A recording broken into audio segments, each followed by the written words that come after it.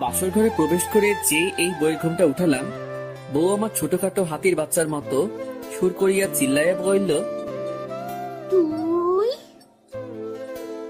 আচমকা নতুন বইয়ের মুখে এমন শুনে আমি হতভম্ব হয়ে গেলাম। তারপর একটু এক্সট্রা নজর লইয়া যেই বইয়ের দিকে তাকাইলাম, হায়রে, এই মহিলারে তো আমি চিনি। নতুন বউ হিসেবে একটু এক্সট্রা কইরা আটা ময়দা সুজি মাখার কারণে আমার বিশেষজ্ঞ দুইখান চোখ তাহাকে চিনিতে ব্যর্থ হইয়াছে। উড়ি মারে, এই মহিলা তো আগে আমার জীবন টানা টানা কইরা ছাড়ছে, এখন আবার আমার বিয়ে কইরা নিছে আমার সারা জীবন তেনা তেনা করার লাইগা। কথাটা ভাই পাই দুঃখের ঠেলায় অক করে কাইন্দা লাইছি।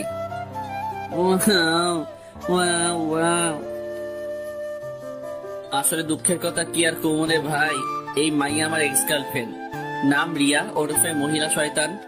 জীবনের প্রথম একটা কিউরেটর বদনা থুক্কু ডিব্বা মাইয়া দেখাই প্রেমে পইরা গেছিলাম। আর অনেক কষ্ট করিয়া তাহার সাথে লাইনটা লাগাইলাম, কিন্তু সেই কষ্টের ফল আর পাইলাম কই।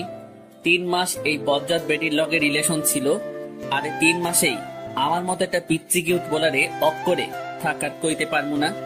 আমার কান্দ নাইতেছে। তারপর হঠাৎ করে গত 17 দিন আগে তাহার সাথে একটা বিষয় নিয়ে সেই লেভেলের ঝগড়া বেঁধে গেল। আরো সাফ জানিয়ে দিল আমার সাথে আর সম্পর্ক রাখবে না, আর আমিও সুযোগ পাইয়াই তাহার জীবন থেকে ভাগা দিলাম। তারপর এক বস্তা খুশি মনে লইয়া একেবারে আড্ডাখানায় যেতেই, কি রে বেটা, কি হয়েছে তোর? এমন ছাগলের মতো লাফাইতেছিস কেন? আরে বেটা, রিয়ার সাথে ব্রেকআপ হইয়া গেছে। লেখকা, ব্রেকআপ হলে মানুষ আপসেট থাকে, আর তুই এমন ছাগলের মতো 3 নম্বর বাচ্চার মতো লাফাইতেছিস কেন? আরে বেটা, লাফামো না তো কি করবো, ওই মাইয়া আমারে ভালোবাসে না। দেখ দোস্ত, আমি তোর মনের অবস্থাটা বুঝতে পারছি। প্লিজ দোস্ত, তুই মন খারাপ করে থাকিস না। দেখবি রিয়া 2-1 দিন পর আবারই তোর কাছে ফিরে আসবে। প্লিজ দোস্ত আমার, তুই স্বাভাবিক হ। আরে দূর বেটা, আমি তো স্বাভাবিকই আছি। আমাকে দেখে কি তোর পাগল মনে হচ্ছে নাকি? রুহিল রে, ও মনে হয় ব্রেকআপের কষ্টটা সহ্য করতে না পারে এমন পাগলামো করতেছে।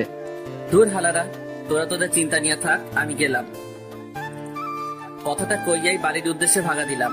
পিছন থেকে হারামিগুলো ডেকেই যাচ্ছে। আমি ওদের ডাকে কোনো সাড়া না দিয়ে আমার গন্তব্যের দিকে এগিয়ে যাচ্ছি। বাসায় এসে ফ্রেশ হয়ে নিজের রুমে শুয়ে ভাবছি, আচ্ছা রুবেল তো বলল রিয়া আবার আমার লাইফে ফিরে আসবে, আর আমি শুনেছি রিলেশনে এসব ব্রেকআপ হয়ই, আবার কিছুদিন পর সব ঠিক হয়ে যায়। পুরি মারে, এই মাইয়া কি তাইলে আবারও আমার লাইফে ব্যাক করতে যাইবে? খাইছে রে, যেই বজ্জাত মাইয়া এইটা আমাকে ব্ল্যাকমেল করে হলেও আমার লাইফে আবার ব্যাক করবে না। আমাকে একটা ব্যবস্থা করতেই হবে যেন ও আর আমার লাইফে ব্যাক করতে না পারে। আহ, বুদ্ধি পাইয়া গেছি। বিয়ে করে এলাম, কিন্তু আমি তো এখনো অনেক চুডু। আম্মু আমার বিয়ে করাইবো তো, নাকি ঠ্যাঙ্গা লইয়া দৌড়ানি দিব? আর বিয়ে না করলেও তো রিয়া আবারও আমার লাইফে খাইছে রে। আমি আর ভাবতে পারছি না, যেভাবেই হোক আম্মুকে রাজি করাতেই হবে। এখানে আমার জীবন মরণের প্রশ্ন। আর 7-5 কিছু না ভেবেই ফট কইরা আম্মুর রুমে গিয়ে একেবারে নিষ্পাপ বাচ্চাদের কণ্ঠে সুর তুলিয়া আমার আম্মাচানকে ডাক মারিলাম, আম্মু। আমার দিকে না তাকিয়েই জবাব দিলেন, কি ব্যাপার ছোট মিয়া, এত রস লাগায় ডাক দিতেছো? মতলবটা কি? টাকা লাগবে? আরে আম্মু, তুমি তো দেখি আমাকে ভালোই বাসো না। আমি আসছি কোথায় তোমার কষ্টটা একটু কমিয়ে দিতে, আর তুমি কি না।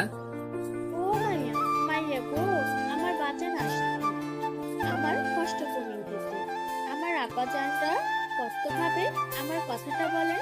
ছোট মিয়া কি বলতে চান? একেবারে আম্মুর কাছে গিয়ে বসে ওনার পা টিপতে টিপতে, আচ্ছা আম্মু, ভাইয়া তো বিয়ে করে ভাবিকে নিয়ে চিটাগাঙ্গে থাকে, আর আপু সারাদিন ব্যবসা বাণিজ্য নিয়ে ব্যস্ত। তুমি সারাদিন একা একা বাসায় থাকো, তোমার কি কষ্ট হয় না বলো? আর তোমার বয়স হয়েছে, আর এই বয়সেও তুমি একা একা রান্না বান্না করো, তোমার তো একদম সঙ্গী প্রয়োজন। তো তোর কথা কি তোর ভাইয়া চাকরি রেখে বউ নিয়ে এই কিশোরগঞ্জে এসে বসে থাকবে? আম্মু, তুমিও না। ভাইয়া কেন আসতে যাবে? আজব, আমি যে বড় হয়েছি সেটা কারোর চোখেই পড়ে না। মানে? আমার কথা চিন্তা করলেও তো বাসায় আরেকজন মানুষ আনা যায়। এই এই, তোর মাথাটা ঠিক আছে তো?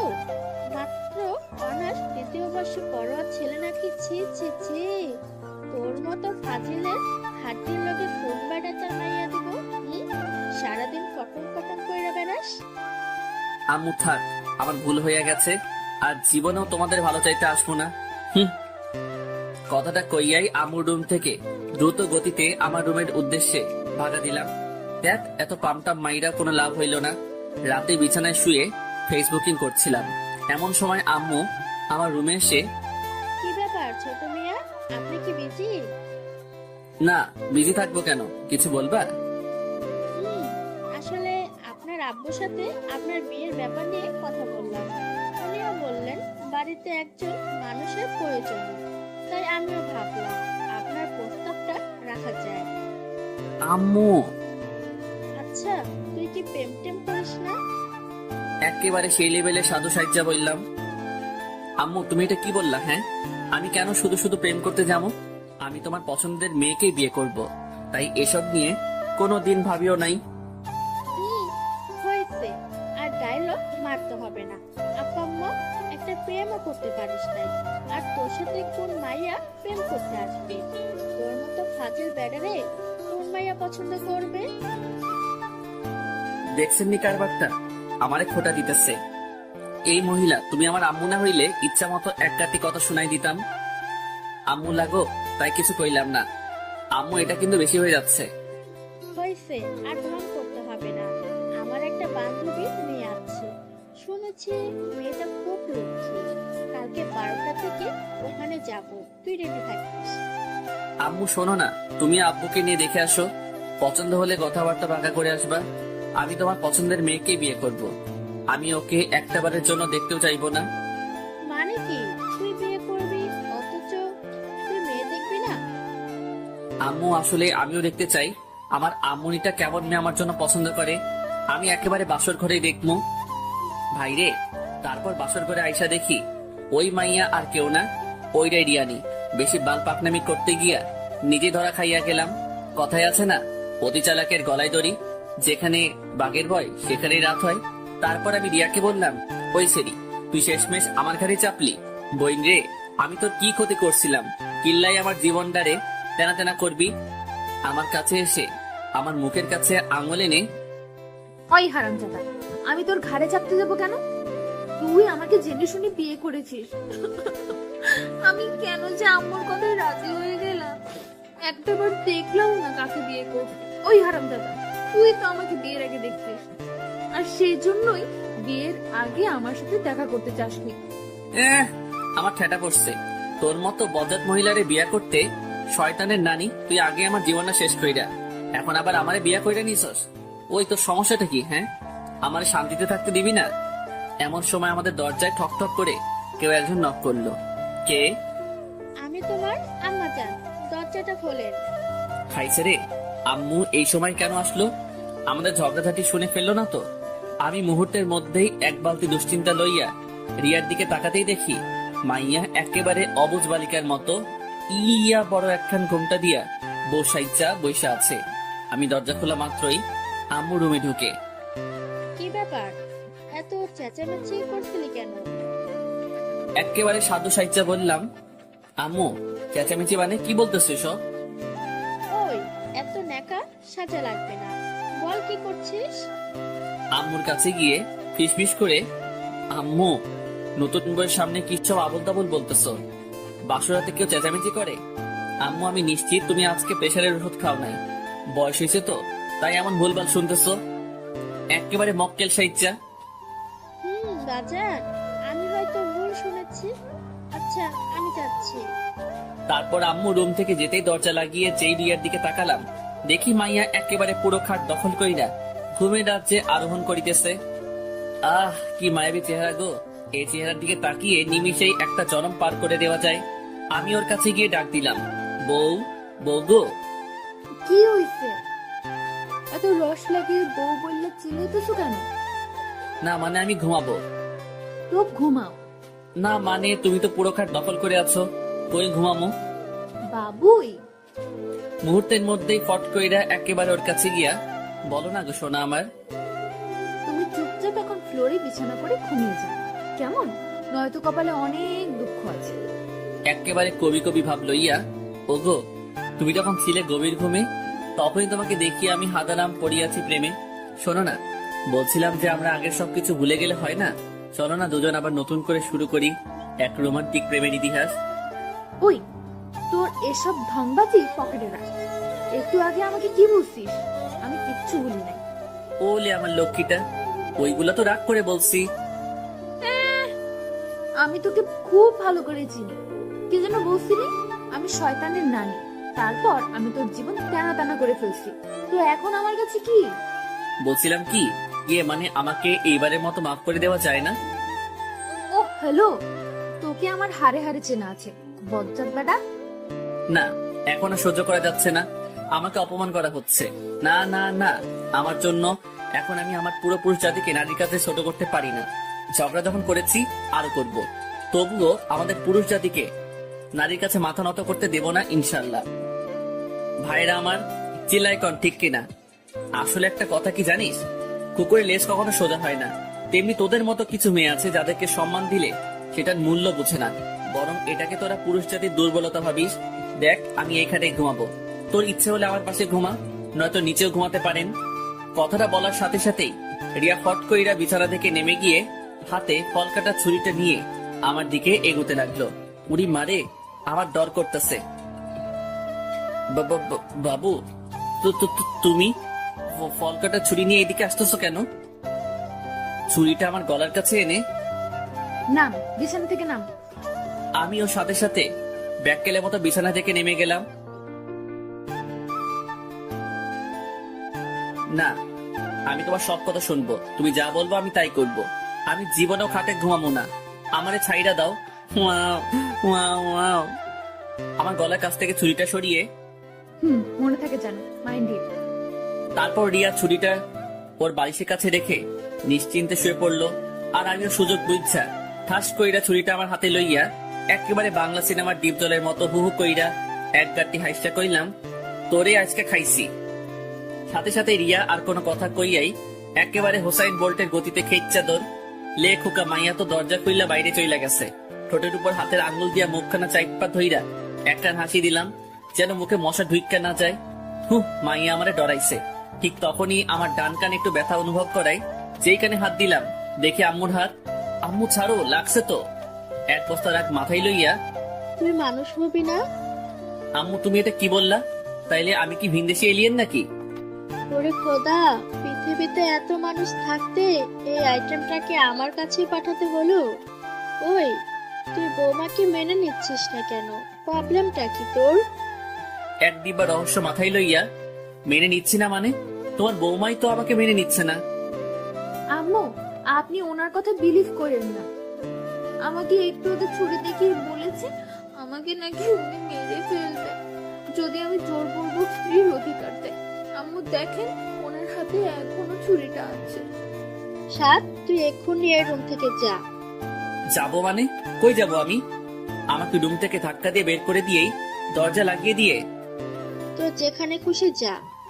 যা শালা, এখন কি করবো? তারপর বাধ্য হয়ে আব্বুর রুমে গেলাম। আমাকে দেখা মাত্রই, তা বাপধন, এই বাসরে তো কি আকাম করছেন আপনি যে সোজা আমার কাছে টেনিস পড়তে হলো? আব্বু, আমারে আম্মু জোর কইরা বাসা থেকে তাড়াই দিছে। তুই প্লিজ আম্মুর একটু বুঝাইয়া বলো। আব্বাজান, আমি বলি কি, তুমি চুপচাপ এখন আমার কাছে শুয়ে পড়ো, সকালে যা করার করবো। মানে কি?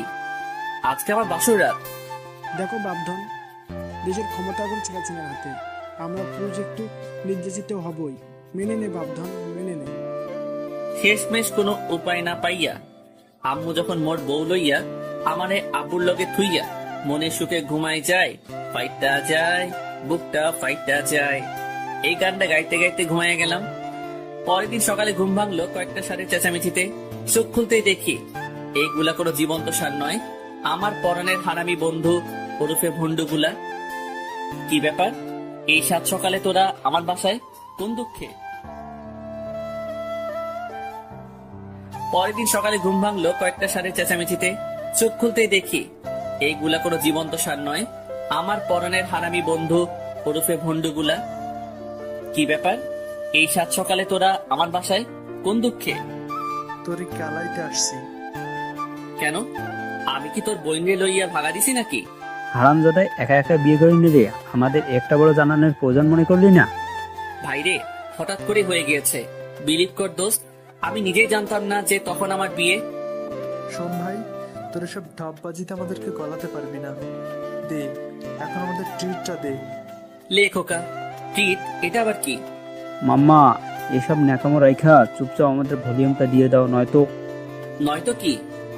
নয়তো তোমার বইয়ের কাছে ইনিয়ে বিনিয়ে অনেক কাহিনী কয়া দিব, পরে ঠেলা বুঝবা। তো জানা।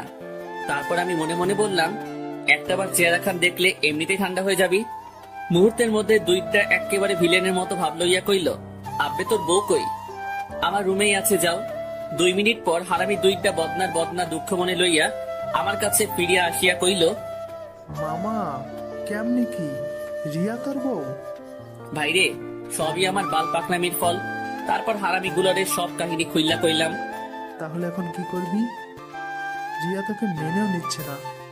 আরে দোস্ত, সময় নে, মেয়ে মানুষের মন, একটু মিষ্টি মিষ্টি কথা বলবি, মাঝে মাঝে সারপ্রাইজ দিবি, ওর ছোট ছোট আবদারগুলো পূরণ করবি, ব্যাস কাজ হয়ে যাবে। ধুর, আরে বেটা, মেনে নেওয়াটা জরুরি না, কিন্তু ও তো আমাকে সারাক্ষণই প্যারা দেয়। আমি না প্যারা সহ্য করতে পারি না। আচ্ছা দোস্ত, টেনশন করিস না, সব ঠিক হয়ে যাবে। আমাদের এখন যেতে হবে। সে কি, নাস্তা করে যা।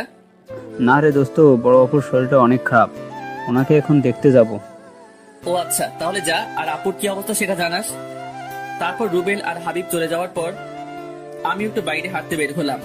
বলে রাখা ভালো যে অতিরিক্ত গরমের কারণে আমি লুঙ্গি পরে বের হয়েছিলাম। রাস্তায় একা একা হাঁটতেছি আর গান গাইতেছি।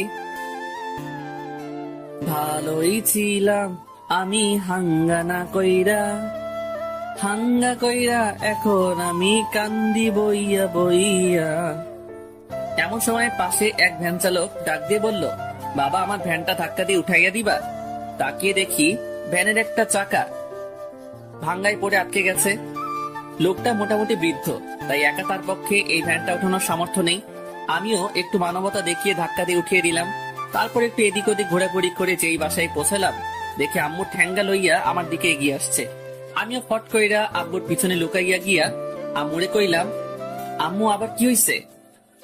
এই, তোর কি কোনো কমন সেন্স নাই? লেখকা, আমি আবার কি করলাম? তারপর আম্মু মোবাইলের স্ক্রিনের ইশারা করে বলল, এসব কি? আমি যেই মোবাইলের স্ক্রিনে তাকালাম, দেখে আমার লুঙ্গি পরে একটা ছবি। খাইছে রে, এটা তো একটু আগে কেউ তুলছে।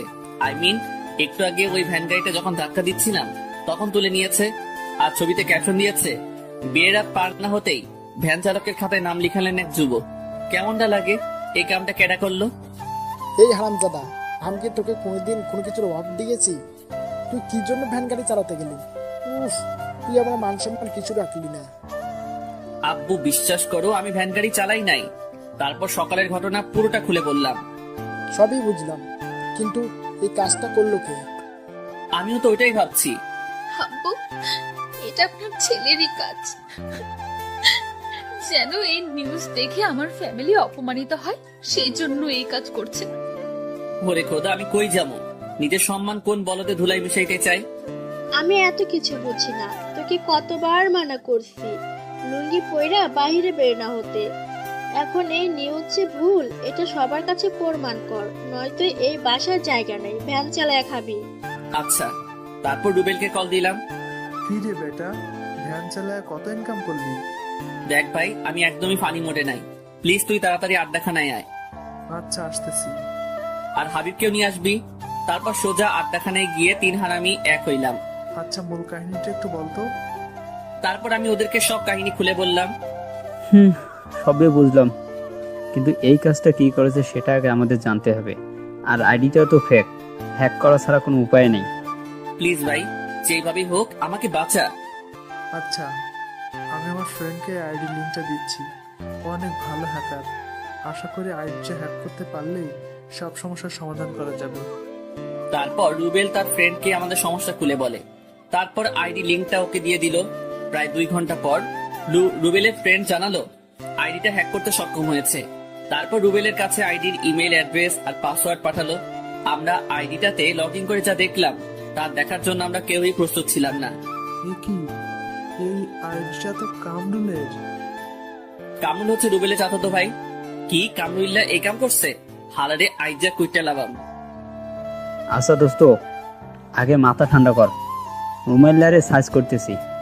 রুবেল, কামরুল্লাহরে কল দে। দেখ দোস্ত, ও তো আমার ভাই, এখানে আমি থাকলে প্রবলেম হবে, আমি যাই।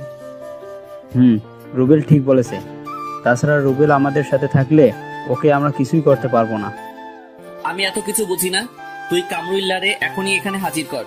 তারপর কামরুল্লাহরে কল দিয়ে আমাদের আড্ডাখানে হাজির কইরা ক্লাবের দরজা লাগিয়ে ইচ্ছে মতো কেলানোর পর ওই তোরা দুইটা আমাকে এইভাবে মারতেছিস কেন? আমি কি করেছি? তা মামা, তুমি আমার লুঙ্গি পরা পিক তুইলা এত সুন্দর একটা ক্যাপশন দিয়া ফেসবুকে পোস্ট করলা কেন? এই পোস্ট আমি করি নাই। ওই হালা, তোর আইডির পাসওয়ার্ড কিন্তু আমাদের কাছে আছে, আর এই আইডি যে তোর তার অনেক প্রমাণও রয়েছে। কিন্তু আইডির পাসওয়ার্ড কেমনে পাইলি? পেয়েছি কোনো একভাবে। এখন বল, তুই এই আকাম কার কথাই করছিস? ভালো করছি। মনে আছে আমার জরিনার সাথে রিলেশনটা কিভাবে ভাঙছিলি? 7 মাস সাধনা করে ওর সাথে সম্পর্কটা করেছিলাম, তারপর সকিনের সাথে রিলেশনে গেলাম। 3 মাস আগে ওই রিলেশনটা কিভাবে ভাঙছিলি মনে আছে? গত 3 মাস আগে বাজারের দিকে যাচ্ছিলাম, তখনই খেয়াল করলাম কামরুল্লাহ সকিনার সাথে বৈশা মনের সুখে প্রেম চালাইয়া যাইতেছে। আমি কামরুলকে জিজ্ঞেস করলাম, মামা কি অবস্থা? হালায় তার গার্লফ্রেন্ডের সামনে এমন ভাব লইল যেন আমাকেও চেনেই না। তারপর কামরুলের গার্লফ্রেন্ড সকিনা কামরুলকে জিজ্ঞাসা করলো, বাবু এই হ্যান্ডুটা কে গো? আর সাথে সাথে কামরুল্লাহ কইল, আরে এলাকার পোলা, মাঝে মাঝে হেল্প করি, তাই যেখানে আমাকে দেখে একটু সম্মান করে আর কি। আমি মনে মনে কইলাম, দেখছনি কারবারটা, হালায় ওর গার্লফ্রেন্ডের সামনে আমরা ছোট করছে। দাঁড়া, তোরে বাসটা দিতেছি। তারপর যেই ভাবা সেই কাজ, কামরুল্লাহ রে ওর গার্লফ্রেন্ডের সামনে কিছু ভাষণ শুনাইয়া দিলাম। কিরে কামরুল্লাহ, তোর মধ্যে কি একটু মনুষ্যত্ব নাই? কয়েক মাস আগে জরিনার লাইফটা শেষ করলি, মায়াটা এখন উপরে যাবে। তারপর গেলি মর্জিনার লাইফে, এখন মর্জিনারে নদীর পাড়ে দাঁড় করিয়ে রেখে এখানে আরেক মাইয়ার লগে টাঙ্কি মারস। আর কয়টা মাইয়ার জীবন এইভাবে নষ্ট করবি? মর্জিনা নদীর পাড়ে দাঁড়িয়ে আছে, আমি আসার সময় তোর কথা জিজ্ঞেস করছিল, ভালো হ। কথাগুলো এক নিমিষে কইয়াই প্যান্টের পকেটে হাত ঢুকাইয়া থুকু। তখন লুঙ্গি পরা ছিলাম, লুঙ্গির এক কোনা কাঁধের উপর তুইলা এক বালতি খুশি মনে লইয়া একেবারে তামিল সিনেমার নায়কদের মতো স্টাইল কইরা ওই স্থান থেকে ভাগা দিলাম।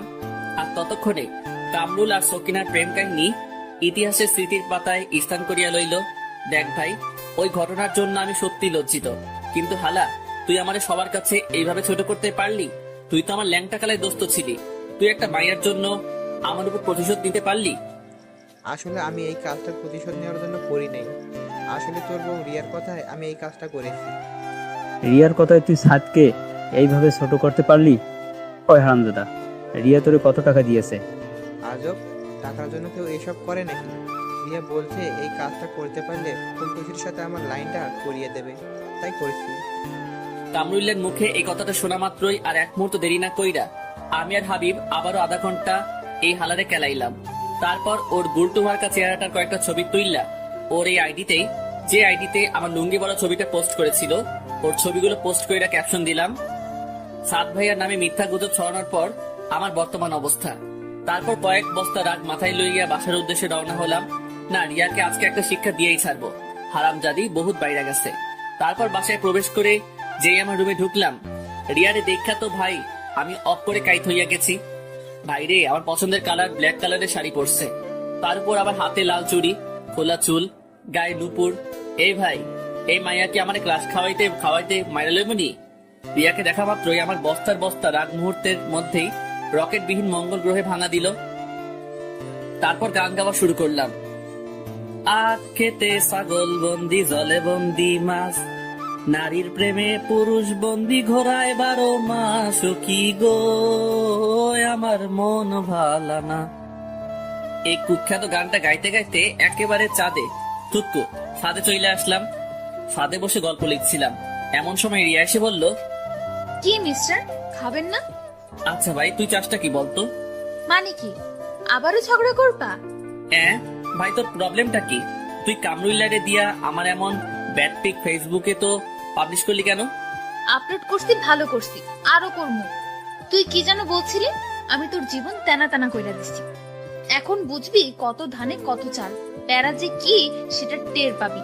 সবে মাত্র তো শুরু। কথাগুলো বলেই রিয়া ছাদ থেকে নিচে চলে যেতে লাগলো, আর আমি মদনের মতো নিজের গালে নিজে থাপ্পড় দিয়া কইলাম, সাদ ভাই তুই গেলি। তারপর এক বালতি সমবেদনা মনে লইয়া নিচে গেলাম খাবার খাওয়ার জন্য। খাওয়া দাওয়া শেষ করে রুমে গিয়ে একটু বিশ্রাম নিতেছি। এমন সময় আব্বু আর আম্মু আমার রুমে আসলো। তোমরা? আচ্ছা, তুই কি চাস বলতো?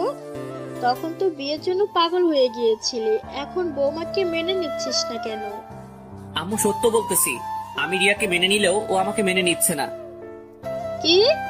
নিজের দোষ এখন বৌমার উপর চাপাচ্ছিস? লজ্জা করে না তোর? আব্বুর মাথায় হাত দিয়ে বলতেছি, আম্মু আমি সত্যি। এতটুকু বলতে আব্বু ফট কইরা আমার থেকে 3 ফিট দূরে গিয়ে কইলো, ওই, তুই একদম আমার মাথায় হাত দিয়ে কসম বলবি না। আমি এই অল্প বয়সে মরতে চাই না। ওরে মারো মুঝে মারো। আচ্ছা আম্মু, রিয়া কোথায়? কিচেনে আছে। কেন? আমি আম্মুর কথার কোনো জবাব না দিয়েই কিচেনে চলে গেলাম। তারপর রিয়ার কাছে গিয়ে নরম গলায় বললাম, রিয়া বল। আমি তোমার সব কথা শুনবো, কখনো তোমার কথার অবাধ্য হব না। প্লিজ আব্বু আম্মুকে ম্যানেজ করো। এই তো লক্ষ্মী ছেলের মতো কথা। আমার সোনাটা বাবুটা, এই কথাটা মনে থাকবে তো? এই তো লক্ষ্মী ছেলের মতো কথা। আমার সোনাটা বাবুটা, এই কথাটা মনে থাকবে তো? আমি মাথা ঝাঁকিয়ে সম্মতি প্রদান করলাম। শোনো, এখন থেকে তুমি প্রতি রাতেই নিচে ঘুমাবা, আর আমার সাথে একদমই ঝগড়া করবা না। আর রাতে ঘুমানোর সময় দরজা আনলক করে ঘুমাবা। আমার বিছানা প্রতিদিন পরিপাটি করে রাখবা। মাঝে মাঝে আমার পা টিপে দিবা, কেমন? উফ, মেজাজটা পুরাই 420 হইয়া যাইতেছে। না না, এখন রেগে গেলে চলবে না। আব্বু আম্মুকে শান্ত করতে হলে এখন আমাকে হ্যাঁ বলে দিতে হবে, তারপর বাকিটা বুঝামু। আচ্ছা বাবু। এই তো আমার লক্ষ্মী সোনাটা। এই না তোমার একটা ফ্লাইং কিস। মনে মনে কইলাম, যা আগে আব্বু আম্মুর সামলা, পরে ঠেলা বুঝাইতেছি। I love you baby. I love you too সোনা। তারপর রিয়া আব্বু আম্মুর কাছে গিয়ে, আম্মু আপনার ছেলে সব ভুল বুঝতে পারছে। প্লিজ আপনারা ওকে আর কোনো প্রেশার ক্রিয়েট করেন না। আসলে অনেক ভালো একটা ছেলে, ওর প্রতি আমার কোনো অভিযোগ নেই। কথাগুলো বলেই রিয়া আবারও কিচেনে চলে গেল। আম্মু আমার কাছে এসে আমার পেটে গুতা দিয়া কইল, এতদিনে বুঝতে পারছিস? তারপর সেই লেভেলের একখানা ভেটকি মাইরা আম্মু আর আব্বুও আমার রুম ত্যাগ করিল। তারপর আমিও সেই লেভেলের ভাব লইয়া বাসা থেকে বের হতে যাব, ঠিক তখনই মনে পড়লো, আরে আমি তো লুঙ্গি পরা খাইছে রে। আগের বাসটার কথা মনে কইরাই দুঃখের ঠেলায় অফ করে কাইন্দা লাইছি। আমার লুঙ্গি। তারপর আবারও রুমে আইসা আমার সাদের লুঙ্গি খুইলা প্যান্ট পইরা আড্ডাখানার উদ্দেশ্যে বেরিয়ে পড়লাম। রাস্তায় হাঁটতেছি, এমন সময় হাবিবের এক্স এর সাথে দেখা। ও মা, সাথে একটা পিচ্চি কিউট পোলাও আছে। আসেন ভাই, এই মায়াডারে একটু চেতাইয়া আসি। আমি হাবিবের এক্স কে উদ্দেশ্য করে, আরে জান্নাত তুমি? হাবিবের এক্স এর নাম জান্নাত। হ্যাঁ সাদ ভাই, কেমন আছেন? জি আলহামদুলিল্লাহ। তারপর জান্নাতের সাথে পিচিটাকে জান্নাতকে দেখিয়ে জিজ্ঞেস করলাম, বাবু উনি তোমার কি হয়? আঙ্কেল, উনি আমার আম্মুনি হয়। আরে বেটা, উনি তোর আম্মু হইলে আমারে ভাই ক ভাই, কারণ আমার বন্ধু তোর আম্মুর বাবু ছিল। ওমা তাই? তাহলে তো তুমি আমার ভাইয়াই হও। এক বালতি রাগ মাথায় লইয়া এই, আপনি কখনোই শুধরাবেন না। ঠিক তখনই একটা ভুড়িওয়ালা পাবলিক আইসা জান্নাতকে জিজ্ঞেস করলো, জানি কি হয়েছে? না জানো, তেমন কিছু না। জানা তোমার বর নাকি? জি ভাইয়া।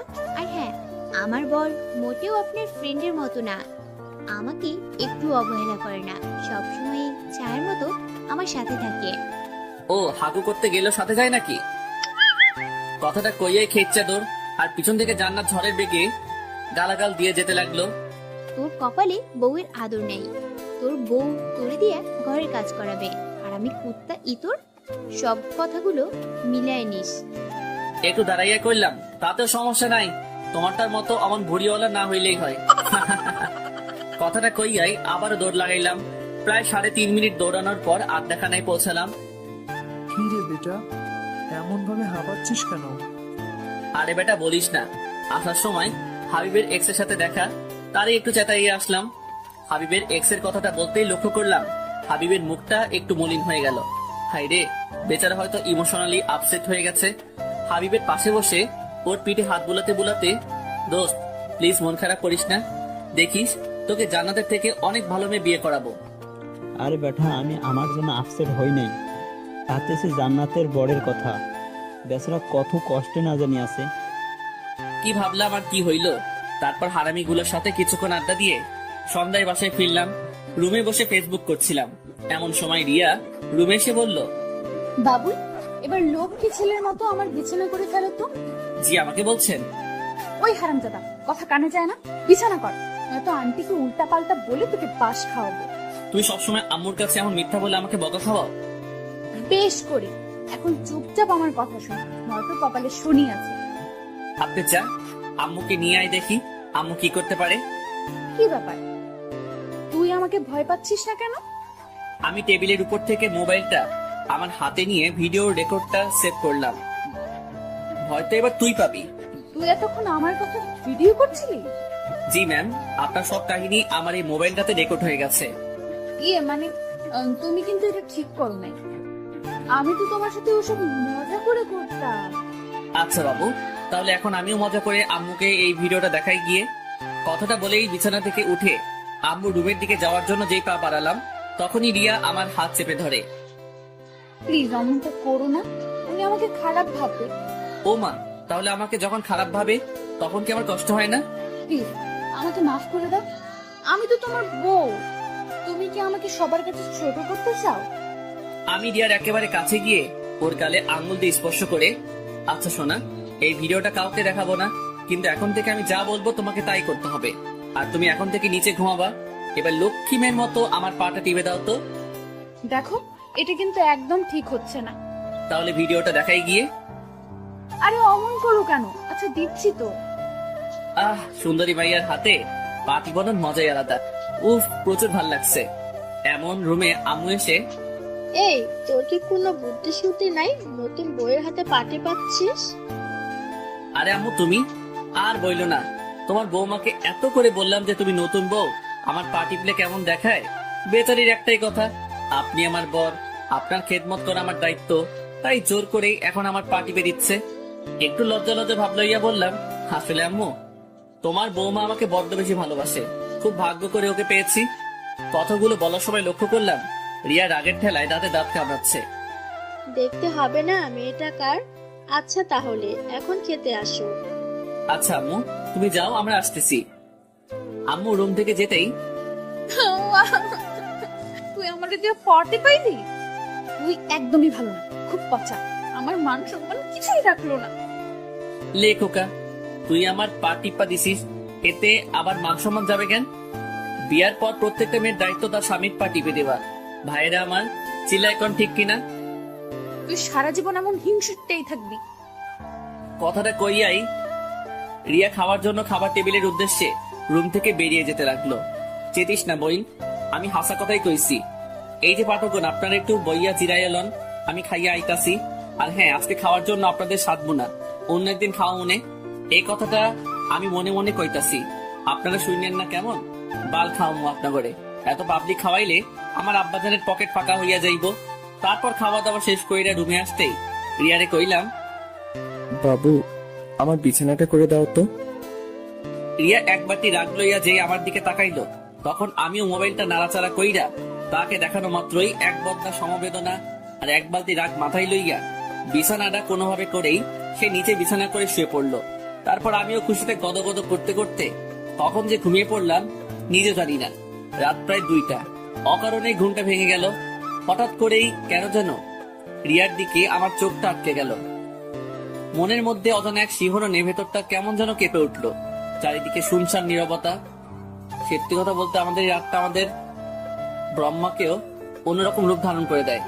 একদিন বিখ্যাত কবিদের মুখে শুনেছি, ঘুমন্ত অবস্থায় মেয়েদের নাকি অনেকটা অস্পর্শীর মতো লাগে, কিন্তু ঘুমন্ত অবস্থায় একটা মেয়ের চেহারায় যে এতটা মায়া যুক্ত হয়, সেটা হয়তো আমরা নিজ চোখে না দেখলে বিশ্বাসই করতে পারবো না। ব্রহ্মাণ্ডের সকল মায়া যেন তার চেহারায় বিধাতা ঢেলে দিয়েছেন। হুট করে লক্ষ্য করলাম রিয়া একটু অতিরিক্ত ঠান্ডার কারণে গুটিসুটি বেড়ে শুয়ে আছে। তারপর বিছানা থেকে চাদরটা নিয়ে ওর গায়ের উপর দিয়ে ওর কপালটা একটা চুমু এঁকে দিলাম। সকালে নাস্তার টেবিলে বসে নাস্তা করেছি। এমন সময় আম্মু বলে উঠলো, সাদ, আজকে তো 3 দিন পূর্ণ হলো, তাই আজকে তোকে রিয়াকে নিয়ে রিয়াদের বাসায় যেতে হবে। আমাকে যেতে হবে কেন? তুমি গেলে সমস্যাটা কি? আমার এমন বোকাশোকা উত্তর শুনে রিয়া হুট করে হু হু করে হেসে উঠল। আহা কি হাসি! এই হাসির প্রেমে পড়েই আমি নির্দ্বিধায় পরলোক গমন করতে পারবো। আম্মু আমার এমন উত্তর শুনে আম্মু হাসবে না কাঁদবে বুঝে উঠতে পারছে না। তুই কি আমার সাথে মজা করছিস? আরে গাধা, বিয়ের 3 দিনের মাথায় স্বামী স্ত্রী দুজনকেই স্ত্রীর বাসায় যেতে হয়। আমিও তো তোর আম্মুকে নিয়ে গিয়েছিলাম। তোর নানা নানি কি যত্নটাই না করেছিল। আম্মু আমি একা যেতে পারবো না, আমার দর করে। তাহলে আমার লক্ষ্মী, বিয়ে করার আগে তো ভয় লাগে নাই? রেডি হয়ে নে, কিছুক্ষণ পরেই রওনা হবি। ভাইরে, আমার আম্মুরে ক্যাডাই বুঝাইবো? আমি এখন অনেক ছোট, একলা একলা কেমনে যাবো? দুঃখের ঠেলায় অপরে রানু মন্ডলের সেই কুখ্যাত গানটা আ আ কইরা মনের মধ্যে বাইজে উঠতেছে। বহু নেকামি কাহিনী এবং ঠেলাঠেলি পরও কোনো উপায় না দেখা বাধ্য হয়েই শ্বশুর বাড়ির উদ্দেশ্যে রিয়াকে নিয়ে রওনা হলাম। রাস্তায় গাড়ির মধ্যে রিয়ার দিকে তাকাইতেই মনের মধ্যে কাউয়ার মতো কাকা কইরা উঠলো, আহারে আমার না জানি কি হাল করে ওর বাসায় নিয়া। এই যে পাঠক ভাইয়েরা, আমার জন্য একটু দোয়া কইরেন। বুঝতেই পারছেন প্রথম শ্বশুর বাড়িতে যাইতেছি। প্রায় 35 মিনিট পর জার্নি করার পর আমি আমার শ্বশুর বাড়িতে পৌঁছালাম।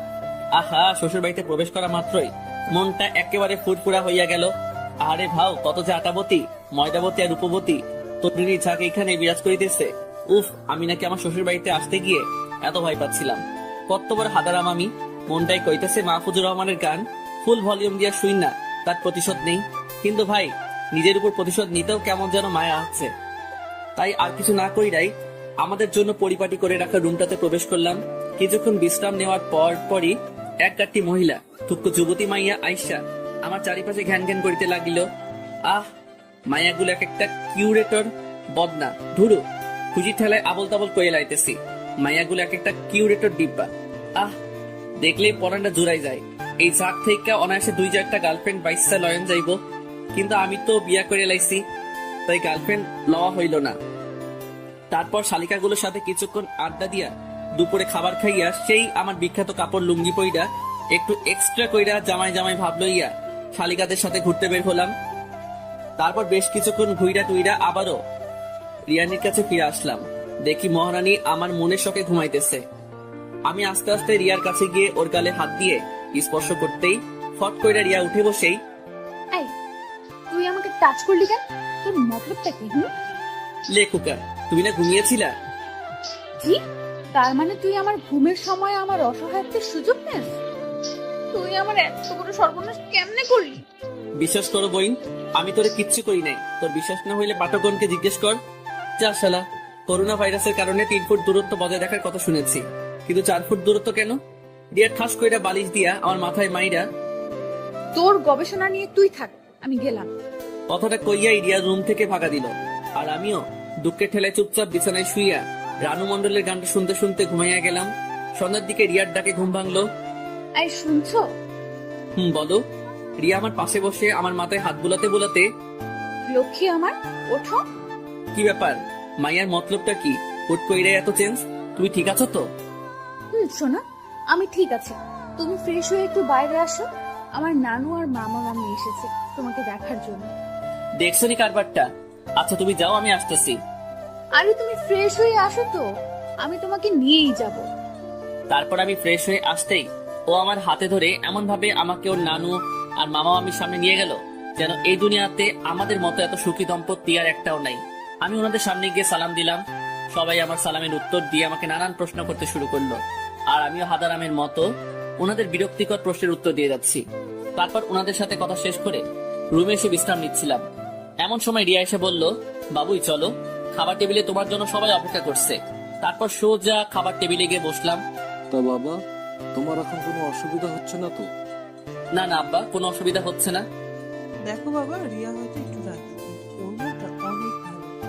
আমি তোর নানি না, তারপরও আমি তোর মায়ের মতো। ব্যাককেলের মতো মুখে হাসি বজায় রেখা, জি মামি, ও খুব লক্ষ্মী মেয়ে। কথাটা বলার পরপরই লক্ষ্য করলাম আমার শ্বশুর মশাই এক বালতি রহস্য লইয়া কেমন ভাবে যেন আমার দিকে তাকাচ্ছে। আমার নাতনিটা একদম আমার মতো সমস্যা হয়, কোনো ঘুরপ্যাচ বুঝেই না। আমি আবারও মদনের মতো মুখে এক বালতি হাসি বজাইয়া রেখা, নানু, ওর ব্যবহার তো এখনো সেই বিছানে হিসু করা পিচ্ছি বাচ্চাদের মতো, একদমই ঘোর প্যাচ বোঝে না। মনে মনে কইলাম, বইন একদমই ঘোর প্যাচ বোঝে না, শুধু ভেতর একটু জিলাপির প্যাচ আর কি। আমার শ্বশুর মশাই এই আইটেমটাকে কোথা থেকে কুড়াই আনছে কে জানে। তারপর খাওয়া দাওয়া শেষ করে একটু বিশ্রাম নিয়ে তারপর একা একা একটু ছাদে গেলাম। ও মা, ছাদে হিন্দি গান কে শুনে? ছাদের আবছালোয় চোখে পড়লো ছাদের এক কোনায় কেউ একজন উল্টো দিকে বসে এই এত রাতে হিন্দি গান শুনতেছে। আমি ওনার কাছে গিয়ে ওনার চেহারাটা দেখা মাত্রই আমার চোখ খুইলা মাটিতে পইড়া যাওয়ার অবস্থা। তারপর নিজেকে একটু সামনে নিয়ে আমতা আমতা করে বললাম, আব্বা, আপনি? আরে বাবা, তুমি বসো। না মানে আব্বা, রুমে বসে বোরিং লাগছিল তাই একটু ছাদে আসছিলাম আর কি। আচ্ছা আব্বা, আমি এত আবে যাচ্ছি। কথাটা বলেই আমি হুসাইন বোল্টের গতিতে হাইটটা হাইটটা ভাগা দিতে লাগলাম। জামাই শোনো, আরে এইদিকে আসো। আমি আবারও ওনার কাছে গিয়ে, জি আব্বা। আরে বসো, রুমে গিয়ে কি করবা? কথাটা বলেই আমার হাতে টান দিয়ে আমাকে ওনার কাছে বসিয়ে দিল। আমার কানের কাছে এসে ফিসফিস করে বলল, আচ্ছা বাবা, তুমি সত্যি বলো তো, খাবার টেবিলে বসে তুমি রিয়ার নামে যে প্রশংসা করলে তা সত্যি? একটু ইতস্ততা বোধ করে, কি বলেন আব্বা, আপনার মেয়ে তো ভালোই। ডাল মে কুছ কালা হ্যায়। জি আব্বা, কিছু বললেন? আরে না বাবারে, কেউ না বুঝলেও আমি তোমার দুঃখটা বুঝতেছি, কারণ ওর আম্মুর সাথে জীবনটা পার করতেছে তো, এটা একদমই তার মার মতো হয়েছে। লজ্জা শরম পকেট রেখা। আব্বাজান, আপনি আমার মনের কথাগুলো বুঝতে পারছেন। আচ্ছা আব্বাজান, এই মাইয়াটা কি সত্যি আপনার? মানে? না মানে আব্বা, একটু আপনার সাথে মিলে না। আপনার মতো এত ভালো একটা মানুষের ঘরে কেমনে এই মাইয়া হইব? বাবারে, সবই আমার কপালে। জানো বাবা, কথাবার্তা পাকা হওয়ার পর তোমাকে অনেক খুঁজেছি, কিন্তু কোথাও পাইনি। সে কি, আমাকে খুঁজছিলেন কেন?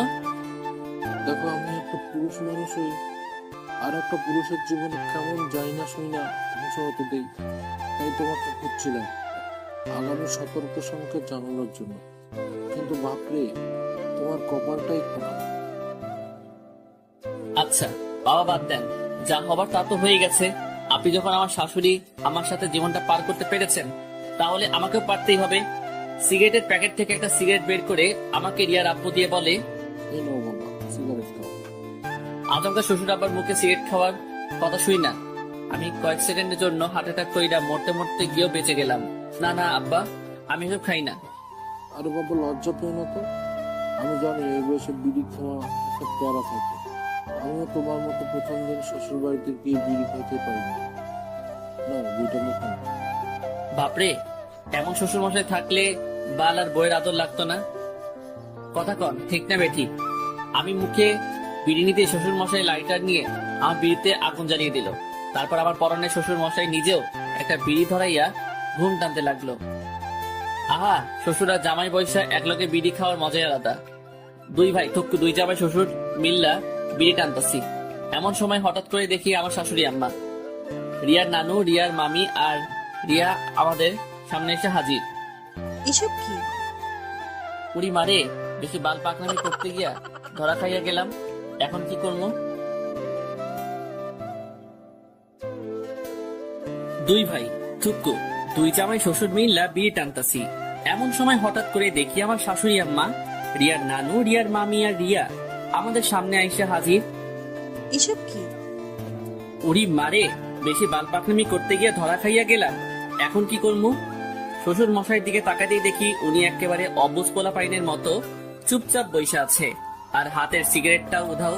তারপর শ্বশুর মশাই আমার কানের কাছে এসে ফিস ফিস করে বলল, জামাই, ওনারা এইভাবে হুট করে চলে আসে। আমার পূর্বের অভিজ্ঞতা আছে বলে আমি সিগারেটটাও উধাও করে দিয়েছি। এখন তুমি একটা কিছু বলে ওনাদের সান্ত্বনা দিয়ে দাও। এই, তোমার কি কোনোদিনও বুদ্ধিশুদ্ধি হবে না? লুকিয়ে লুকিয়ে সিগারেট খাও ভালো কথা, এখন আবার জামাইকে নিয়ে খাচ্ছ। লজ্জা শরম কি আকাশে উঠাইছো? এই রে, এখন কি কমু? আমার শ্বশুর মশাইয়ের সাথে সাথে আমার মান সম্মান তো মঙ্গল গ্রহে পাড়ি জমাইতেছে। এই রে, বুদ্ধি পাইয়া গেছি। আম্মা, আপনি আসলে ব্যাপার যেমন ভাবছেন ব্যাপারটা কিন্তু তেমন না। আপনার বুঝতে একটু ভুল হচ্ছে। আসলে আমার বাসায় বসে বোরিং লাগছিল, তাই একটু ছাদে আসছিলাম। আয়শা দেখি আব্বা মনের সুখ স্মোক করতেছে। এখন আপনি বলেন, উনি তো আমার আব্বা, আমি কেমনে যাই না শুই না উনারে মৃত্যুর মুখে ঠেলে দেই? আর আপনিও তো এখনো যথেষ্ট যুবতী, উনার কিছু হয়ে গেলে আপনার কি হইব? তাই উনার হাত থেকে বিড়িটা নিয়ে আমি উনাকে বুঝাইতেছি যে এটা আমাদের কোনো উপকার করে না, শুধুমাত্র অপকার ছাড়া। আর এইটা খাইলে ক্যান্সারের ঝুঁকি রয়েছে। মুহূর্তের মধ্যে খেয়াল করলাম আমার শাশুড়ি আম্মা আমার কাছে এসে আমার মাথায় হাত বুলাচ্ছে। বাবা, তুমি তোমার আব্বার একটু ভালো করে বুঝাও, উনি তো আমার কথা শুনতেই চায় না। আব্বা, আব্বা গো, আপনার যদি কিছু হইয়া যায় তাইলে আমি আব্বা কারে কমো? আপনি আমারে কথা দেন, আপনি আর বিড়ি খাইবেন না। আচ্ছা বাজান, আমি আর বিড়ি খাবো না। তুমি আমার চোখ খুইলে দিছ। তুমি আমার মাইয়া জামাই না, তুমি আমার আব্বা। কথাটা কইয়াই আমারে জড়াইয়া ধইরা ওয়াও ওয়াও কান্না করাইয়া দিছে। তারপর কান্নাকাটি শেষ কইরা সবাইরে নিয়া ছাদ থেকে নামতে যাব, ঠিক তখনই আমার মহামান্য শ্বশুর মশাই আমার কানের কাছে এসে ফিসফিস করে বলল, জামাই তুমি কিন্তু হেভি টাউটা আছো। তারপর আমিও শ্বশুর আব্বা কানের কাছে গিয়ে ফিসফিস করে বললাম, আব্বা, মেয়ে মানুষ আপোষে না মানতে চাইলে পাম্মাইরা বসে আনতে হয়, আর কিছু টুকটাক মিছা কথা কমন লাগে আর কি। তারপর জামাই শ্বশুর হাত মিলাইয়া দুইজন দুইজনের জানুমানু লইয়া 2 রুমে গিয়ে ঘুমিয়ে পড়লাম। পরের দিন সকালে নাস্তা করে 2 জামাই শ্বশুর বেরিয়ে পড়লাম। জামাই, তোমার শাশুড়ি কালকে সারা রাত তোমার প্রশংসা শুধু কইরা গেছে। আব্বা, আমি কার মেয়ের জামাই সেটা দেখতে হইব না? আমি আপনার ধারাটা বজায় রাখবো না? জামাই, তোমার সাথে আমার এমন মিল হইব জানলে কবেই তোমারে খুঁজা বাইর করতাম, আমার মাইয়ারে তোমার হাতে তুইলা দিতাম। আব্বা, আপনার মতো এমন একটা শ্বশুর আমার মতো প্রত্যেকটা আপডেট পোলাপাইন আশা করে। থ্যাংক ইউ জামাই। ইউ আর মোস্ট ওয়েলকাম আমার কলিজা শ্বশুর মশাই। তারপর জামাই শ্বশুর কথা বলতে বলতে বাজারে পৌঁছাইলাম। বাজান, আসো আকবাইজ দোকানের পিছনে গিয়ে 2টো বিড়ি খেয়ে আসি। আরে আব্বা, আপনি বিড়ি খাওয়ার জায়গাও রেডি করে রাখছেন? মনে মনে কয়েকবার চিল্লায় কইলাম, শ্বশুর মশাই জিন্দাবাদ। আরে বাবা, একটা সেফটির বিষয় আছে না, আমি তো লুকিয়ে খাই, নয়তো তোমার শাশুড়ি জানলে পরে কিয়ামতের আলামত দেখাইবে। আব্বা, বুঝতে পারছি। তারপর বিড়ি খাওয়া শেষ কইরা 2 জন মিলে আবারও বাড়িতে চলে আসলাম। রাতে বিছানায় শুয়ে ফেসবুকিং করছিলাম। এমন সময় রিয়া এসে বলল, এই তুমি আম্মুকে কি উল্টাপাল্টা বলছো? আম্মু আমাকে বকা দিচ্ছে কেন? লেখুকা, আমি কখন আমারে কি কইলাম? তুমি আম্মুকে কেন বলছো আমি তোমার যত্ন করি না? ও মা, তা আমি কি মিথ্যা কথা বলছি নাকি? দেখো, আমি কোনো ঝামেলা করতে চাই না, তুমি আর এসব আম্মুকে বলবা না। মামা বাড়ির আবদার, সত্যি কথা বললেই দোষ, তা আমারে মেনে নিলেই তো পারো। আমি না তোমার মতো ছেলেকে কখনোই মেনে নেব না। এ ভাই শোন, তোর মতো পেতনি যে আমার মতো এমন কিউট একটা পোলা পাইছস, ওইটাই তোর 7 জন্মের ভাগ্য। আবার মুখে মুখে তর্ক করে। উফ, আমি না তোমার সাথে আর কথা বলতে চাচ্ছি না। তো আমি কি কথা কইবা চাইতেছি নাকি? এই লক্ষ্যে শোনো না, দেখো তুমি এসব আম্মুর কাছে বললে আম্মু কি ভাববে? আমার অসম্মান হয় না বলো? এই তো এখন ঠিক আছে, এমন মিষ্টি করে বললেই তো পারো। এমন চিল্লাইয়া কইলে তোমার কথা শুনতে মন চায়। আচ্ছা ঘুমাও। মনে মনে কমু নাকি? আরো বেশি কইরা কমু। আমার বাসায় আম্মুর কাছে আমার প্রেস্টিজ লিক করছিলি না, এখন ঠেলা বুঝামু। তারপর দেখতে দেখতে বেশ কয়েকদিন পার হয়ে গেল। আজকে একটু পরেই আমি আমার পরানের শ্বশুর মশাইকে ছেড়ে আমার বাড়িতে তাহার মাইয়াডারে লইয়া পাড়ি জমামু।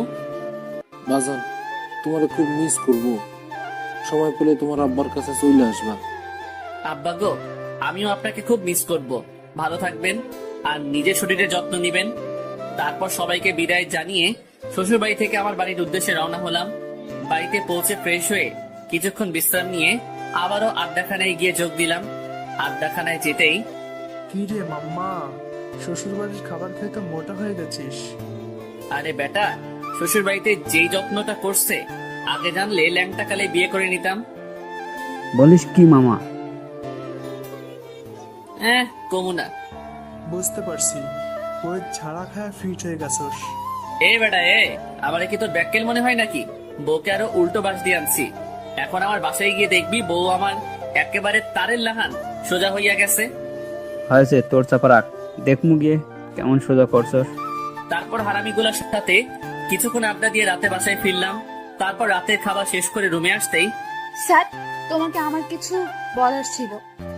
বলো। দেখ, আমরা দুজন দুজনকে সহ্য করতে পারি না, সব সময় ঝগড়া বিবাদ লেগেই থাকে। যেখানে স্বামী স্ত্রী একে একজনের বিপদে আপদে পাশে দাঁড়ায়, সেখানে আমরা ব্যস্ত থাকি একজন আরেকজনের বিপদের কারণ হওয়ার জন্য। সেটা ঠিকই বলছো। স্যার, আমরা হয়তো কখনোই একসাথে হ্যাপি থাকতে পারবো না। আচ্ছা, আমরা চাইলেই তো সবকিছু ভুলে গিয়ে আবার নতুন করে শুরু করতে পারি। সেটা সম্ভব না, কারণ আমরা দুজনেই একই ক্যাটাগরি। আচ্ছা ঠিক আছে, আমি আর কখনো তোমার সাথে অকারণে ঝগড়া করব না, কখনো তোমার কষ্টের কারণ হব না। না স্যার, এটা বলা যতটা সহজ, করা ততটাই কঠিন। তাহলে তুমি কি বলতে চাচ্ছ?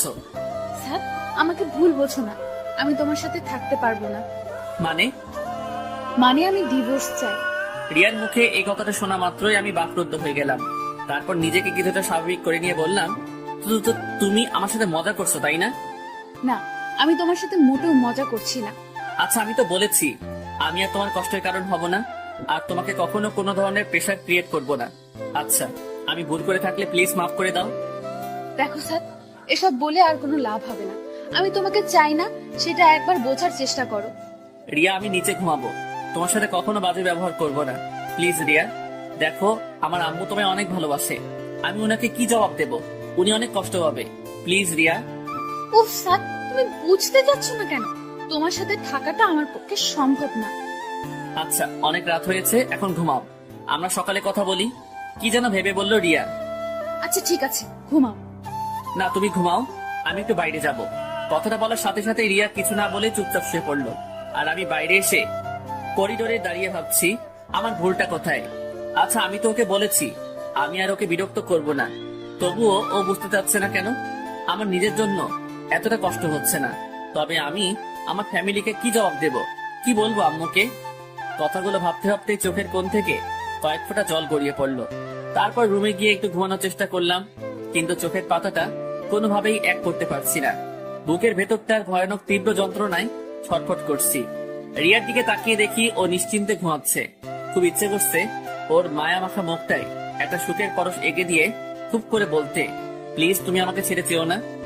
আচ্ছা, হঠাৎ ওর ছেড়ে যাওয়ার কথায় আমি এত কষ্ট পাচ্ছি কেন? আমি কি তাকে সত্যি সত্যি ভালোবেসে ফেলেছি? না, কিছু বুঝে উঠতে পারছি না। সকালে রিয়া নাস্তা করে রুমে আসতেই বললাম, রিয়া রেডি হয়ে নাও, উকিলের কাছে যাব তোমার ডিভোর্সের জন্য। ভেবেছিলাম কথাটা শোনার পর রিয়া কিছুটা শকড হবে, কিন্তু তেমন কিছুই ঘটলো না। উল্টো ও স্বাভাবিক স্বরে বলল, আমি রেডি হয়ে নিচ্ছি, তুমি নাস্তা করবা না? না, বাইরে খেয়ে নিব, তুমি রেডি হয়ে নাও। রিয়া রেডি হওয়ার পর ওকে নিয়ে বেরোতে যাব, তখনই আম্মু এসে, কিরে, তুই এই সময় বৌমাকে নিয়ে কোথায় যাচ্ছিস? একটু ঘুরতে যাব, বাসায় বসে বোরিং লাগছে। তা নাস্তা করবি না? নাস্তা করে যা। না আম্মু, এমনিতেই লেট হয়ে গিয়েছে, আমি বাইরে খেয়ে নেব, তুমি টেনশন করো না। কিরে, তোর চেহারাটা এমন সত্য সত্য লাগছে কেন? মলিন হাসির আড়ালে চেহারার কষ্টের ছাপটা লুকানোর চেষ্টা করে বললাম, না আম্মু, আমি ঠিক আছি। তারপর রিয়াকে নিয়ে বেরিয়ে পড়লাম উকিলের অফিসের উদ্দেশ্যে। গাড়িতে আমি চুপচাপ হয়ে বসে থাকলেও লক্ষ্য করলাম রিয়ার মধ্যে তার কোনো প্রতিক্রিয়া হচ্ছে না। ও স্বাভাবিকভাবেই বসে বাইরে প্রকৃতিটাকে উপভোগ করছে। তারপর যথাসময়ে উকিলের অফিসে পৌঁছে কথাবার্তা বলে জানতে পারলাম আমাদের ডিভোর্স হবে, কিন্তু শর্ত হচ্ছে আমাদের এখন থেকে 3 মাস অবধি একই সাথে নিচে একসাথে কাটানো লাগবে। তারপর 3 মাস পরেও যদি আমরা এখানে এসে স্বীকার করি যে আমরা একসাথে থাকতে চাচ্ছি না, তাহলে আমাদের ডিভোর্স হবে। তারপর উকিলের অফিস থেকে বেরিয়ে রিয়াকে জিজ্ঞেস করলাম, এখন কি করব? এখানে তো আর কিছু করার নেই, আমাদের 3 মাস অপেক্ষা করা ছাড়া আর তো কোনো উপায় দেখছি না। তা তুমি কি আমার বাসায় যাবে নাকি তোমাদের বাসায় দিয়ে আসবো? দেখো প্লিজ, আব্বু আম্মুকে এই কথাটা জানিও না। ডিভোর্স হওয়ার পর আমি ওনাদের জানাবো, তার আগে ওনারা জানতে পারলে আমার উপর প্রেশার ক্রিয়েট করবে। আর এই 3 মাস স্বাভাবিক হয়েই তোমার সাথে থাকবো। আচ্ছা ঠিক আছে, তবে এটা খেয়াল রাখবা আমার আব্বু আম্মু যেন এসবের কিছু জানতে না পারে। জানবে না। তারপর রিয়াকে নিয়ে বাসায় এসেই আমি আড্ডাখানার উদ্দেশ্যে বেরিয়ে পড়লাম। ভেতরে কষ্টগুলো ভেতরেই থেকে যাচ্ছে, না কাউকে বলতে পারবো না কাউকে বোঝাতে পারবো। হয়তো হারামিগুলোর সাথে কিছুক্ষণ আড্ডা দিতে পারলে মনের কষ্টগুলো কিছুটা হালকা হবে। আর মনে রাস্তায় হাঁটছি আর এই কথাগুলো ভাবতেছি। যত কিছুই ঘটে যাক না কেন, কাউকে কিছু বুঝতে দেওয়া যাবে না। আমাকে শক্ত হতে হবে, নিজের সাথে লড়াই চালিয়ে যেতে হবে। কিন্তু আমি যে এখনই ক্লান্ত হয়ে গেছি, কষ্টগুলো আর নিতে পারছি না। শত চেষ্টা করেও নিজেকে সামনে নিতে পারছি না। তারপর আড্ডাখানায় পৌঁছাতেই, কি রে মামা, কি অবস্থা? দোস্ত, জব্বর ভালা। তোদের কি অবস্থা? কিরে, তোর চেহারা এমন লাগছে কেন? কি হয়েছে তোর? কই কিছু না তো। দেখ সাদ, আমি তোকে ন্যাংটা কাল থেকে চিনি। তুই সবসময় হাসি খুশি থাকিস, কিন্তু আজ আমার মন মারা হয়ে আছিস কেন? আর ধুর বেটা, তেমন কিছু হয় নাই, এমনিতে একটু মন খারাপ আর কি। আচ্ছা, তোর যত মন খারাপ, চল আজকে একটু বাইরে থেকে ঘুরে আসি। না রে, আজকে না, অন্য একদিন। তারপর হারামি দুইটা আমাকে এক প্রকার জোর করেই আমাকে নিয়ে ঘুরতে বের হলো। সারাদিন ঘোরাঘুরির পর সন্ধ্যার দিকে যেই ফিরলাম, ভেতরে কষ্টগুলো আবারও আমাকে গ্রাস করতে শুরু করলো। কোন রকম রাতের খাবারটা খেয়ে তারপর বাসায় রাখা ঘুমের ওষুধ, এর থেকে বেশ কয়েকটা ঘুমের ট্যাবলেট খেয়ে শুয়ে পড়লাম। অতিরিক্ত ক্লান্তি আর ঘুমের মেডিসিন খাওয়ার কারণে কিছুক্ষণের মধ্যেই ঘুমিয়ে গেলাম। সকালে আম্মুর ডাকে ঘুম ভাঙলো। কে রে, এত বেলা হয়ে গেছে, তবুও তোর ঘুম শেষ হচ্ছে না? মোবাইলের কি বাটামটাতে চাপ দেওয়ার পরই স্ক্রিনে তাকিয়ে দেখি 10টা বেজে গিয়েছে। কি আম্মু, 10টা বেজে গেছে, তুমি আমাকে আগে ডাক দিবা না? এর আগেও বেশ কয়েকবার তোকে ডেকে গিয়েছি, কিন্তু তুই তো উঠিসই না। ও আসলে কালকে একটু ঘোরাঘুরি করেছি তো, তাই হয়তো ক্লান্তির কারণে এমনটা হয়েছে। আচ্ছা আম্মু, তুমি যাও, আমি ফ্রেশ হয়ে আসতেছি। আম্মু আমার কাছে এসে বসে, আমার মাথায় হাত বুলিয়ে দিয়ে, কি রে বাবা, তোর কি হয়েছে? কালকে সকাল থেকে লক্ষ্য করছি তুই কেমন যেন হয়ে গেছিস। আরে আম্মু, কিছু হয় নাই, আমি ঠিক আছি। এই, আমি না তোর মা, আমাকে বল না তোর কি হয়েছে। আম্মু, আমি ঠিক আছি, আমার কিচ্ছু হয়নি। কথাটা বলার সাথে সাথেই আম্মু এক প্রকার ডাক দেখিয়েই আমার রুম থেকে বেরিয়ে গেল। এই আম্মুটা না একদমই আমার কথা বিশ্বাস করছে না। এই মা জাতি টানা বড়ই অদ্ভুত। আপনি ভালো থাকার অভিনয়টা সবার সামনে করতে পারলেও এই মায়ের সামনে এসে আপনি হেরে যাবেন, আপনার অভিনয় চোখে ধরা পড়ে যাবে। প্রায় 15 দিন পর, এই 15 দিন আমি আর রিয়া একই ছাদের নিচে থেকেছি ঠিকই, কিন্তু আমাদের মধ্যে কোনো কথাই হতো না, যে যার মতো থাকতাম। অবশ্য প্রথম দিকে আমি ওর সাথে নিজে থেকে কথা বললেও ও সবসময় আমাকে ইগনোর করতো, আমাকে অবহেলা করতো। এক কথায় আমাকে তার বিরক্ত লাগতো। তাই এখন আর আমিও তাকে বিরক্ত করি না। রাতে খাবার খেয়ে রুমে আসতে রিয়া বলে উঠলো, স্যার, কালকে একটু আমার ফ্রেন্ডের বাসায় যাওয়া লাগবে, খুব অসুস্থ, তাই একটু দেখতে যাব। আমাকেও যেতে হবে, আম্মুকে নিয়ে যাও। না না, আমি একাই যেতে পারবো। সে কি, একা কিভাবে যাবে? আচ্ছা ঠিক আছে, আমি তোমায় নিয়ে যাব। দেখো, তোমার সাথে আমার ডিভোর্স হয়ে গেছে, কয়েকদিন পর কাগজটা পেলেই আমরা দুজন দু রাস্তায়। প্লিজ, আমি এখন। এতটুকু বলেই রিয়া থমকে গেল। কি ব্যাপার, কি হয়েছে, এমন করতেছো কেন? রিয়া কিছু বলতে পারছে না, শুধু আমার পিছনের দিকে তাকিয়ে কেমন যেন করতেছে। আমি হুট করে পিছনের দিকে তাকাতেই দেখি আম্মু আমার পিছনে দাঁড়িয়ে আছে। তার মানে কি আম্মু আমাদের সব কথা শুনে ফেলেছে? পায়ের নিচ থেকে মাটি সরে যেতে লাগলো, চারদিকটা কেমন যেন অন্ধকার হয়ে যেতে লাগলো। আম্মুকে এখন কি বলবো, আমার মাথায় কিছুই আসতেছে না। আম্মু কিছু বলতেছে না, শুধু চুপচাপ দাঁড়িয়ে একবার আমার দিকে আরেকবার রিয়ার দিকে তাকাচ্ছে। তারপর হঠাৎ করে আম্মু আমাদের কিছু না বলে রুম থেকে চলে গেল। আই এম সরি, আমি ভাবি নাই এমনটা হয়ে যাবে। আচ্ছা তুমি ঘুমাও, আমি আম্মুর কাছে যাচ্ছি। শোনো, আমি কি তোমার সাথে আসবো? না, তোমার আসার দরকার নেই, তুমি ঘুমাও। কথাটা বলেই আমি আম্মুর রুমের দিকে পা বাড়ালাম। আম্মুর রুমে প্রবেশ করতে দেখলাম আম্মু হুইল চেয়ারে বসে দোল খাচ্ছে। আমি আম্মুর কাছে যেতেই আম্মু চেয়ার থেকে উঠে দাঁড়িয়ে বলল, ছাদে আয়। তারপর আম্মু ছাদের দিকে যাওয়ার জন্য পা বাড়াতে লাগলো, আর আমিও আম্মুর সাথে সাথে ছাদে পৌঁছালাম। আমাকে জানালি না কেন? আম্মু, তুমি কষ্ট পাবে তাই। তো আজ না কাল তো সবাই জানবে। কিন্তু যে কয়েকদিন এটা চাপা থাকবে ততদিনই তো তোমরা একটু হাসি খুশি থাকবে। আম্মু প্লিজ, তুমি এই বিষয়টা আর অন্য কাউকে জানিও না। আচ্ছা, তোদের সমস্যাটা কি? আম্মু প্লিজ, ওসব জানতে চেও না। তুমি প্লিজ এই কথাটা আর কাউকে বইলো না। আম্মু কিছুক্ষণ চুপ থেকে বলে, আচ্ছা, তবে এটা ঠিক করছিস না। কথাটা বলেই আম্মু ছাদ থেকে নিচে চলে যেতে লাগলো। পরের দিন সকালে নাস্তা করে রিয়া তার বান্ধবীর বাড়ি যাওয়ার জন্য রওনা হয়ে গেল। তারপর প্রায় বিকেলের দিকে বাসায় আসলো। রিয়া বাসায় আসতেই আমি আড্ডাখানার উদ্দেশ্যে বেরিয়ে পড়লাম। আড্ডাখানায় যাওয়ার পথে আমার এক স্কুল ফ্রেন্ড ইকবালের সাথে দেখা। আরে সাত, তুই কেমন আছিস? ভালোই, তোর কি অবস্থা? হ্যাঁ ভালো। তা তোকে তো দেখাই যায় না, থাকিস কোথায়? আরে দোস্ত, ভৈরব হাজী আহমদ কলেজে অ্যাডমিট হয়েছিলাম। এখন তো বাসা থেকে গিয়ে প্রতিদিন কলেজ করা সম্ভব না, আর নানার বাড়ি তো ভৈরবে, তাই নানার বাড়িতে থেকেই পড়াশোনাটা চালাতে হচ্ছে। ও আচ্ছা, তারপর বল, তোর কি অবস্থা? শুনলাম বিয়ে করে নিয়েছিস, তা মামা ভাবিটাকে তো দেখালি না। তোর ভাবিকে তো আগেই দেখেছিস। মানে? রিয়াই তোর ভাবি। কি?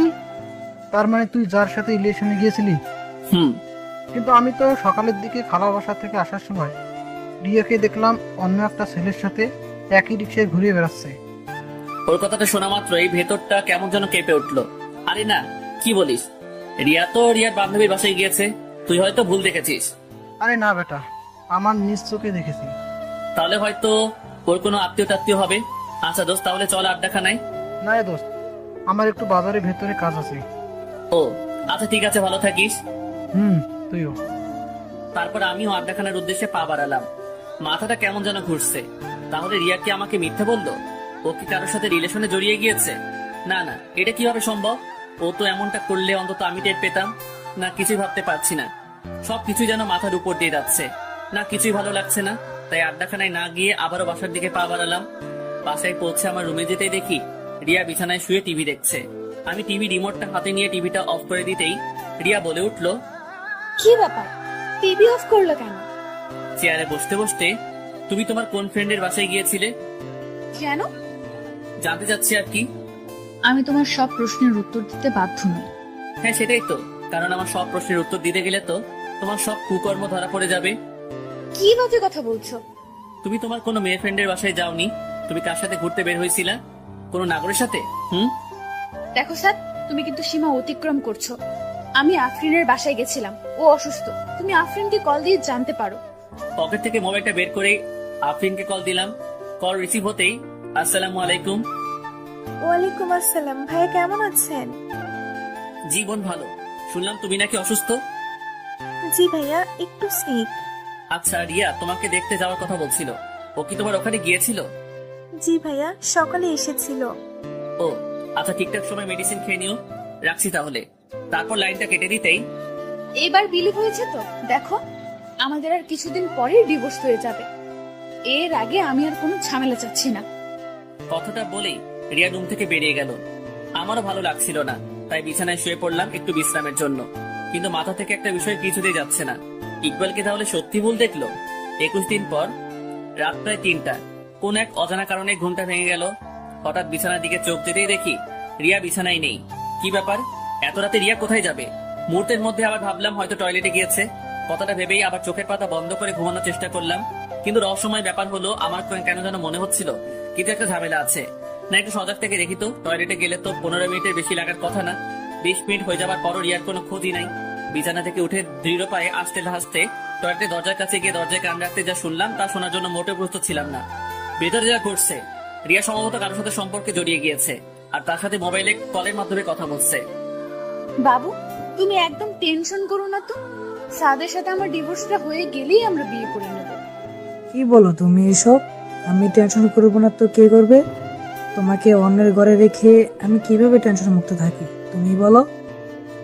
আমি বুঝি তোমার কষ্ট হয়, কিন্তু আমিও তো তোমাকে ছাড়া ভালো নেই। আর মাত্র 2 মাস 9 দিন, তারপরেই আমরা এক হয়ে যাব। না, কথাগুলো আর শুনতে পারছি না। দরজার কাছে কানটা সরিয়ে নিলাম। ভেতরটা কষ্টে আর ঘৃণায় ফেটে যাচ্ছে। আমি কিনা তাকে হারানোর যন্ত্রণায় শেষ হয়ে যাচ্ছিলাম। দরজার সামনে দাঁড়িয়ে আছি, প্রায় 10 মিনিট হয়ে গেছে। কিছুক্ষণ পরে রিয়া টয়লেট থেকে বের হতেই আমাকে দেখে থমকে গেল। ভয়ার্ত চেহারা নিয়ে রিয়া আমার দিকে এক দৃষ্টিতে তাকিয়ে আছে। কিছুক্ষণ পরেই রিয়া টয়লেট থেকে বের হতেই আমাকে দেখে থমকে গেল। ভয়ার্ত চেহারা নিয়ে রিয়া আমার দিকে এক দৃষ্টিতে তাকিয়ে আছে। কি ব্যাপার, এত ভয় পাচ্ছ কেন? কিছু হয়েছে? কই না তো। ওর কাছে গিয়ে, আরে কি হয়েছে আমাকে বলো, ভয় পাইছো? আরে ভয় পেও না, আমি আছি তো, যাও গিয়ে শুয়ে পড়ো। আপনারা কি ভাবছেন এত বড় একটা কাহিনী হয়ে গেল আর আমি ওকে কিছুই বলিনি? কেন? কারণ আমি এই কাহিনীটা অনেক আগে জেনে গিয়েছি। যেদিন ও প্রথম আমাকে ডিভোর্সের কথা বলেছিল, ওই দিনই আমার সন্দেহ হয়েছিল যে কিছু তো একটা গন্ডগোল আছেই। তারপর ইকবালের কথাটা শোনার পর আমার সন্দেহটা আরো তীব্র আকার ধারণ করলো। তারপর রিয়ার ফ্রেন্ড আফরিনকে কল দেওয়ার পর রিয়া আমার সাথে রাগ দেখিয়ে রুমের বাইরে যাওয়ার পর আমি আবারও আফরিনকে কল দিয়েছিলাম। আর আফরিনকে আমি বলি যে, আফরিন, রিয়া কখন বাসায় আসবে? সে কি, রিয়া তো সে কখন চলে গিয়েছে, এখনো বাসায় পৌঁছায়নি। বলো কি, রিয়া তোমার বাসা থেকে কয়টার দিকে বের হয়েছে? এই তো দুপুরে লাঞ্চের পরে, এই ধরেন 2টার দিকে হবে। ও আচ্ছা, আমি ওকে মোবাইলে ট্রাই করেছিলাম আর কি, কিন্তু পাইনি। আমি তো একটু বাইরে, বাসায় গিয়ে দেখি ও আসছে কিনা। এই যে পাঠক সাহেবেরা, মিথ্যা বলছি বইলা আবার রাগ কইরেন না। ভাইরে, মাঝে মাঝে সত্যিটা সামনে বের করার জন্য কিছুটা মিথ্যা বলতে হয়। ও আচ্ছা, ও হয়তো পাশে চলে গিয়েছে, আপনি টেনশন করেন না। আর আমি ওর নাম্বারে ট্রাই করে দেখছি। না না, টেনশনের কিছু নাই, ও বাসাতেই আছে। আম্মু এখন মেসেজ দিয়ে বলল। তারপর আফরিনের কলটা কেটে দিয়েই সেদিন রাতে রিয়ার মোবাইলের কল লিস্ট চেক করে রিয়ার বয়ফ্রেন্ডের নাম্বারটা আমার মোবাইলে নিয়ে নিলাম। তারপর ওই হারামজাদারে কল দিয়া কৌশলে ওর ঠিকানা নিয়ে নিলাম। আর তারপর ওর ব্যাপারে গোপনীয়ভাবে খোঁজ নিয়ে জানতে পারলাম ওই হালায় আস্ত একটা ঢপবাজ। হালার অনেকগুলো গার্লফ্রেন্ড আছে, আর এই হালার পো হালার লাইকা আমার কিছু অবুঝ পাঠক ভাইয়েরা আজ সিঙ্গেল। যাই হোক, ওই হালার বেস্ট ফ্রেন্ডের থেকে জানতে পারলাম ও নাকি অনেক আগে থেকে রিয়াকে পছন্দ করত। আর আমার সাথে যখনই রিয়ার রিলেশন হয়ে যায়, আর তখন ওই হালায় প্ল্যান করে রিয়ার কাছে আমার কিছু মিথ্যা ইনফরমেশন দিয়ে আমাকে রিয়ার কাছে খারাপ সাজিয়ে আমার সাথে রিয়ার ব্রেকআপ করিয়ে নেয়। আর তারপর রিয়ার একাকিতার সময়গুলোতেও ও পাশে থাকার অভিনয় করে ওর দুর্বলতার সুযোগ নিয়ে ওকে প্রপোজ করে। রিয়ার ভরসার হাত হয়ে রিয়ার পাশে দাঁড়ানোর আশ্বাস দেয়। আর রিয়াও ব্যাককেলের মতো ওর ফাঁদে পাড়া দিয়ে দেয়। আর ওই হারামজাদার নামটা হচ্ছে রোহান। আর রোহানের ফ্রেন্ডের সাথে কথা বলে যতটুকু জানতে পারলাম, রিয়া নাকি আমাকে অসম্ভব ভালোবাসতো, কিন্তু রুহাইনার দেওয়া কিছু ভুল ইনফরমেশনের জন্য ও আমাকে ছেড়ে যেতে বাধ্য হয়েছিল। আর সবকিছু জানার পরও আমি এখনো কেন চুপ আছি, রিয়াকে কেন সবকিছু বলে দিচ্ছি না, এই প্রশ্নটা আপনাদের মনে করান আসছে তো? দেখেন, আমি যদি এখন রিয়াকে সবকিছু বলে দেই তাহলে রিয়া আমাকে বিশ্বাস নাও করতে পারে। তাই আমি আর আমার হারামি দুইটা বেস্ট লইয়া একখান সেই লেভেলের প্ল্যান তৈরি করলাম। আর আমাদের প্ল্যানটা হচ্ছে, রোহান যখনই তার অন্য গার্লফ্রেন্ডের সাথে মিট করতে যাবে তখনই সরাসরি রিয়াকে সেখানে যে কোনো উপায়ে হাজির করে ওই হালার আসল রূপটা রিয়ার সামনে লাইভ উপস্থাপন করব। এই যে পাঠক ভাইয়েরা, আপনারা আবার কাউকে এই প্ল্যানের কথা কইয়েন না, তাইলে রোহাইন না জেনে গেলে সব প্ল্যান ভেস্তে যাইব। এখন তাড়াতাড়ি ভিডিওতে একটি লাইক কমেন্ট করেন তো। তারপর রিয়া কেমন ভাবে যেন আমার দিকে বারবার পিছনে ফিরে তাকাতে তাকাতে রুমে গিয়ে কাচুমাচু হয়ে শুয়ে পড়লো। আর এই যে আমিও যাই একটু ঘুমাই গিয়ে। আপনাদের সাথে কথা বলতে বলতে এমনিতেই আমার সাদের ঘুমের 12টা বেজে গিয়েছে। Good night. তারপর প্রায় 3 দিন পর আমরা আমাদের প্ল্যানের সফলতার দ্বারপ্রান্তে পৌঁছালাম। মানে আজকে রুহাইন্না তার আরেকটা গার্লফ্রেন্ড লইয়া কিশোরগঞ্জ নেহাল পার্কে অবস্থান করিতেছে। আর আমিও রিয়ারে কল দিয়া কইলাম, রিয়া, তোমার আব্বু কিশোরগঞ্জ নেহাল পার্কের সামনে অ্যাক্সিডেন্ট করেছে, তুমি এখনই ওখানে চলে আসো। আর তারপর প্রায় 13 মিনিট পরেই রিয়া ওখানে এসে হাজির। তারপর দৌড়াতে দৌড়াতে আমার কাছে এসে বলল, স্যার, আব্বু কোথায়? আরে শান্ত হও, তোমার আব্বুর কিচ্ছু হয় নাই। মানে তাহলে আমাকে যে বললা আব্বু অ্যাক্সিডেন্ট করেছে, মানেটা আমার সাথে আসলেই বুঝতে পারবা। তারপর রিয়ার হাত ধরে নেহাল পার্কে প্রবেশ করে রোহানের পিছন থেকে আমি রিয়াকে ওর কাছে নিয়ে গিয়ে, দেখো তো চিনতে পারো কিনা তোমার এই নাগরকে, যার মিথ্যে মায়া জড়িয়ে গিয়ে আমাকে ভুল বুঝে ছেড়ে গিয়েছিলে, আবার এখন বিয়ের পরও আমাকে আবার ছেড়ে যাচ্ছ এই ভণ্ডটার জন্য। রিয়া রোহানের সামনে যেতেই রোহানের গালে একটা ঠাস করে শব্দ শুই না বুঝতে পারলাম অ্যাকশন ডাইরেক্ট কেলানিতে চইলা গেছে। ওই হালা, তোর জন্মের ঠিক আছে? তুই নাকি আমার জন্য 13 নদী পার কইরা আমাকে সেফটি দিতে পারবি, এই তার নমুনা?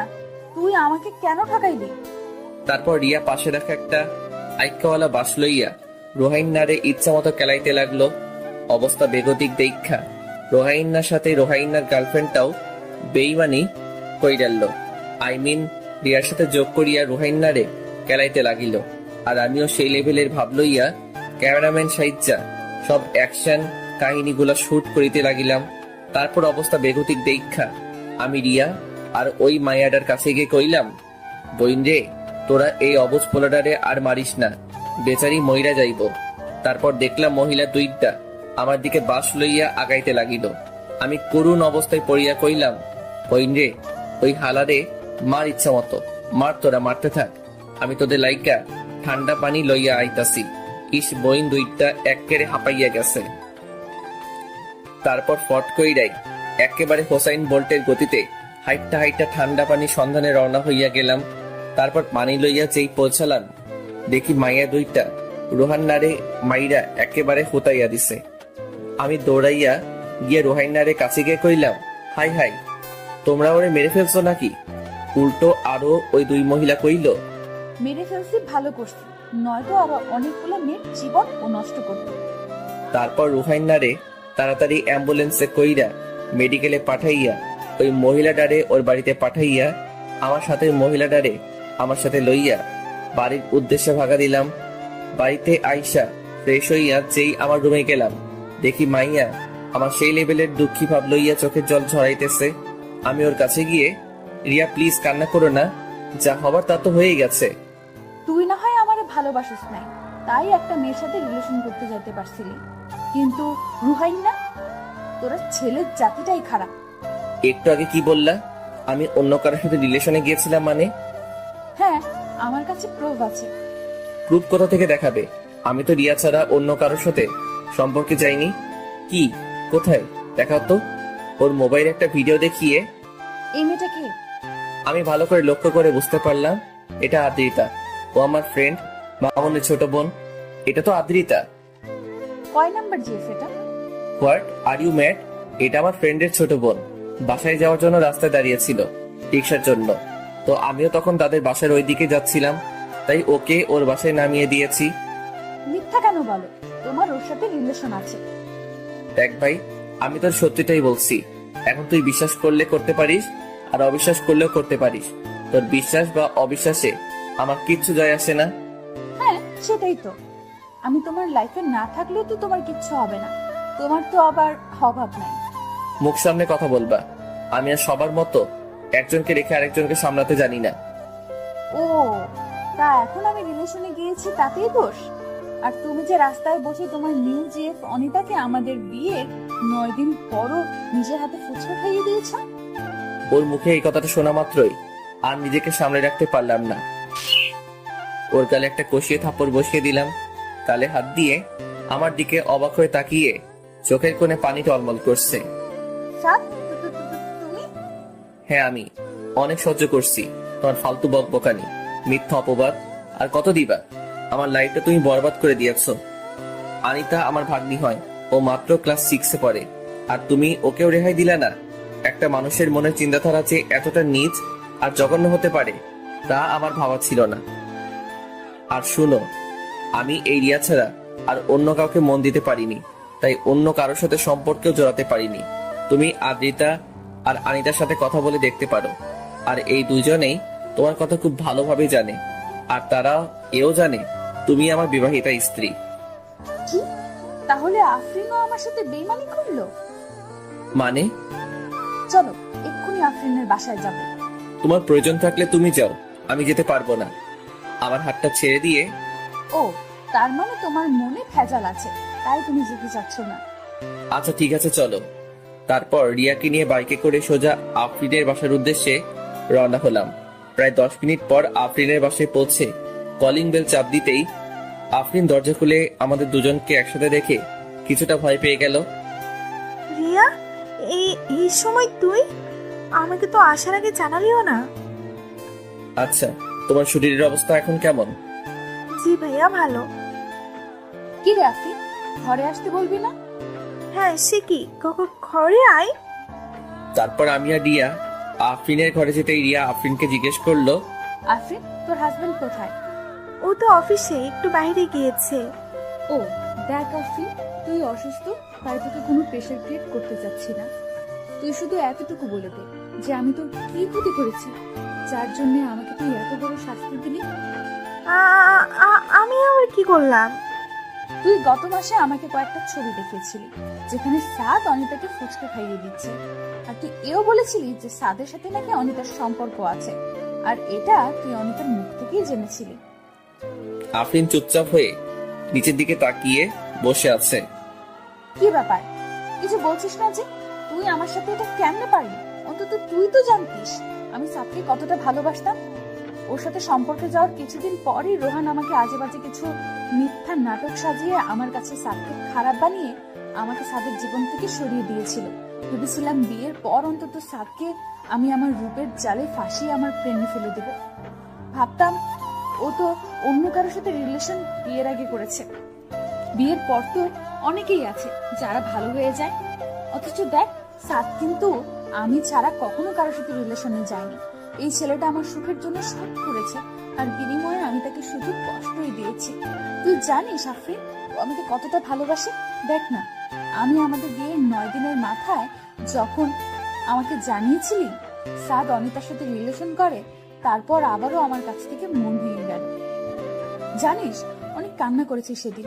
যেদিন মানুষটাকে এতটা ভালোবাসি সেই মানুষটার কাছে নিজে থেকে ডিভোর্স চেয়েছি, আর ও আমার সুখের জন্য আমাকে ডিভোর্স দিতেও রাজি হয়েছে। আজ ওর আম্মুর কাছে এই দোষ নিজের ঘাড়ে চাপিয়ে আমাকে ওর আম্মুর কাছে ভালো মেয়ে হিসেবে রেখে দিয়েছে। অথচ দেখ, ওর আম্মু এই কারণে আর ওর সাথে কথা বলা বন্ধ করে দিয়েছে। একটা মানুষকে আর কত কষ্ট দেওয়া যায়। আচ্ছা আফরিন, তোর উপর আমার কোনো প্রতিশোধ নেওয়ার ইচ্ছে নেই। শুধু এইটুকু আমি জানতে চাই, আমি তোর কি এমন ক্ষতি করেছিলাম যার জন্য তুই আমাকে এত বড় শাস্তি দিলি? এখানে তোর কোনো দোষ নেই, এখানে পুরো অপরাধটাই আমার। গত মাসে তোর ভাই কিডনির সমস্যার জন্য মেডিকেলে ভর্তি করিয়েছিলাম। হ্যাঁ, সেটাই তো আমি জানি। কিন্তু তুই এটা জানিস না, ওকে সুস্থ করে তুলতে আমার তখন 10 লাখ টাকার মতো লাগতো। জানিস, আত্মীয় স্বজনদের মধ্যে কারোর কাছে তখন একটা টাকাও পাইনি। আমরা তো মধ্যবিত্ত, কোথা থেকে এত টাকা জোগাড় করবো বল? আর অন্যদিকে সাব্বির মৃত্যুর মুখে ঢলে পড়ছিল প্রতিটা মুহূর্তে। রিয়া, তুই আমাকে শাস্তি দে। বিশ্বাস কর, সাত ভাই অনেক ভালো, আর তুই অনেক ভাগ্যবতী একটা মেয়ে যে 7 ভাইয়ের একটা মানুষকে তোর লাইফ পার্টনার হিসেবে পেয়েছিস। রিয়া, জানিস, এই টাকার জন্য যখন আমার দিশেহারার মতো অবস্থা, তখন আমার কাছে একটা বাজে প্রস্তাব আসে, আর সেই প্রস্তাবটা নিয়ে এসেছিল রোহান। ও তখন বলেছিল, যদি আমি তোর চোখে সাদকে খারাপ বানিয়ে তোদের আলাদা করতে পারি, তাহলে রোহান আমাকে 10 লাখ টাকা দেবে। আর আমি আমার স্বামীকে বাঁচানোর জন্য এত বড় একটা খারাপ কাজ করতে রাজি হয়েছিলাম। তুই শুধুমাত্র টাকার জন্য? তুই আমাকে বলতে পারতি আমি তোকে টাকা দিতাম। আমাকে মাফ করে দে, আমি খুব বড় অন্যায় করে ফেলেছি। আফরিনের কথায় কান্না দিয়ে আমার হাত ধরে বলল, সাথ চলো, বাসায় যাব। তারপর রিয়াকে নিয়ে বাসায় চলে আসলাম। রাতে বিছানায় শুয়ে আছি, এমন সময় রিয়া এসে আমার পা জড়িয়ে ধরে কান্না করতে করতে বলল, সাথ, আমার ভুল হয়ে গিয়েছে, আমাকে মাফ করে দাও। দেখো, যা হবার তা হয়ে গিয়েছে, এখন আর আমার কিছু করার নেই। ডিভোর্স পেপারটা হাতে আসলেই আমি সাইন করে তোমাকে মুক্তি দিয়ে দিব। স্যার, আমি তো ইচ্ছে করে কিছু করিনি, আর আমি তো তোমায় ভালোবাসি। দেখো, আমি তোমার কোনো কথা শুনতে চাই না, প্লিজ আমাকে আমার মতো থাকতে দাও। আচ্ছা, তুমি খাটে ঘুমিয়ে যাও, আমি নিচে ঘুমাবো। তারপর রিয়ার কথার কোনো উপেক্ষা না করেই আমি নিচে বিছানা করে শুয়ে পড়লাম। পরের দিন সকালে নাস্তা করে বাইরে বেরোতে যাব, ঠিক তখনই রিয়া আমার সামনে এসে আমাকে হঠাৎ করে জড়িয়ে ধরে হু হু করে কান্না করে দিল। এই কি হয়েছে? এমন বোকার মতো কান্না করতেছো কেন? প্লিজ আমায় ছেড়ে দিও না, আমি তোমায় অনেক ভালোবাসি। শুনো, একটা মানুষকে শুধুমাত্র ভালোবাসলেই হয় না, তার প্রতি বিশ্বাস আর ভরসাটাও রাখতে হয়, যেটা তোমার মধ্যে নেই। স্যার, আমি তোমায় অনেক বিশ্বাস করি। বিশ্বাস? তাও তুমি এই আমাকে? How funny.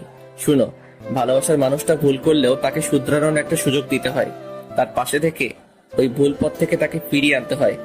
আর তাতেও যদি সেই মানুষটার মধ্যে কোনো পরিবর্তন না ঘটে, তাহলে তাকে ছেড়ে দেওয়াটাই শ্রেয়। কিন্তু তুমি কি করছো? দেখো, আমাকে এবারের মতো মাফ করে দাও। আমি আর কখনো এমন ভুল করবো না। মাফ? তাও তোমায়? কই, আমাকে তো তুমি মাফ করনি। আমি তো তোমায় বলেছিলাম আমার আম্মু হার্টের রোগী, আমার আম্মু এটা সইতে পারবে না। তুমি আমাকে ডিভোর্স দিও না, আমি তোমার সব কথা শুনবো, তোমার কোনো প্রকার কষ্টের কারণ হব না। আমাকে তো তুমি একটা সুযোগও দাওনি।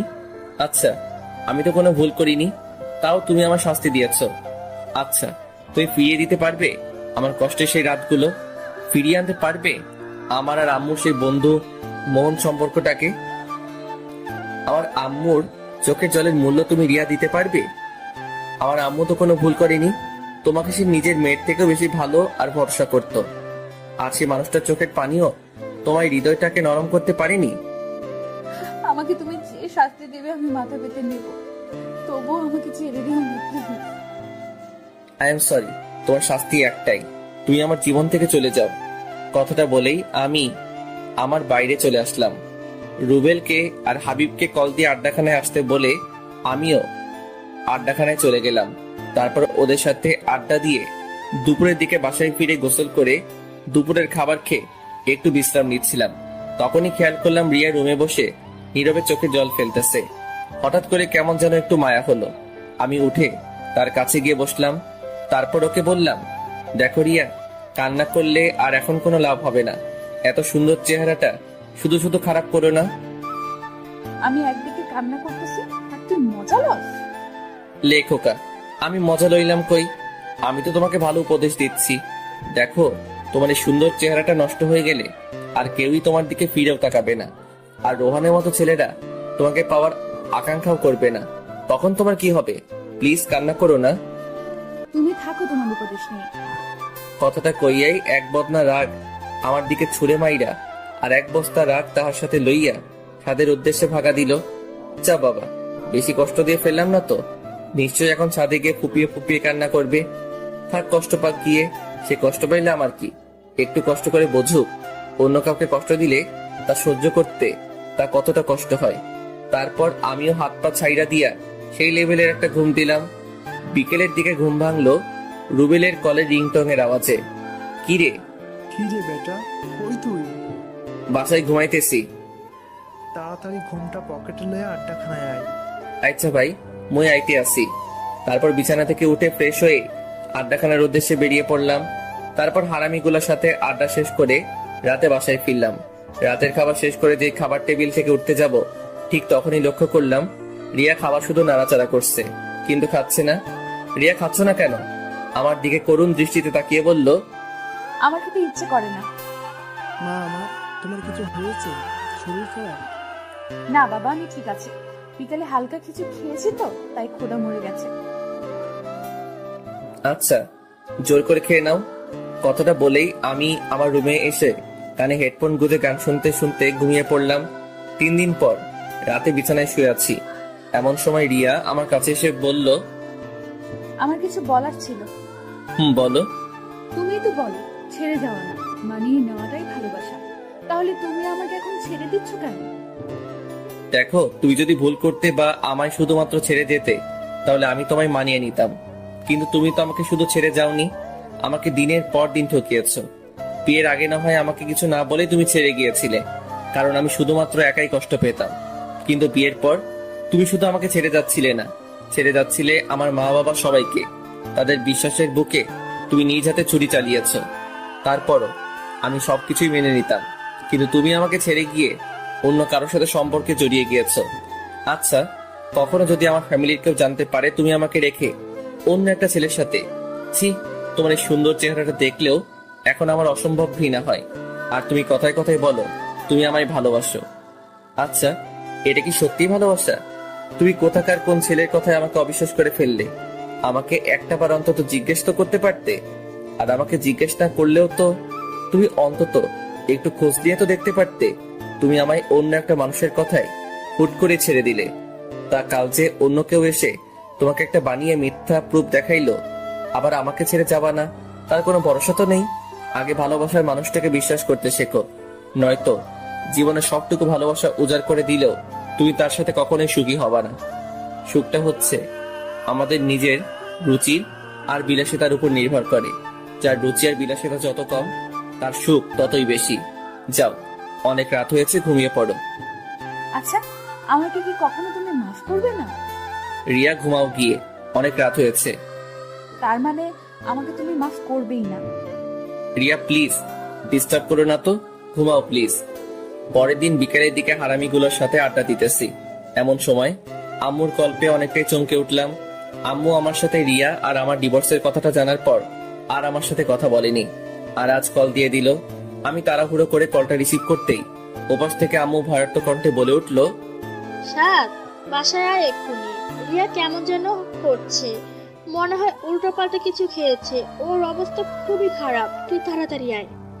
আমি আর এক মুহূর্তের জন্য দেরি না করেই বাসার উদ্দেশ্যে দৌড় দিলাম।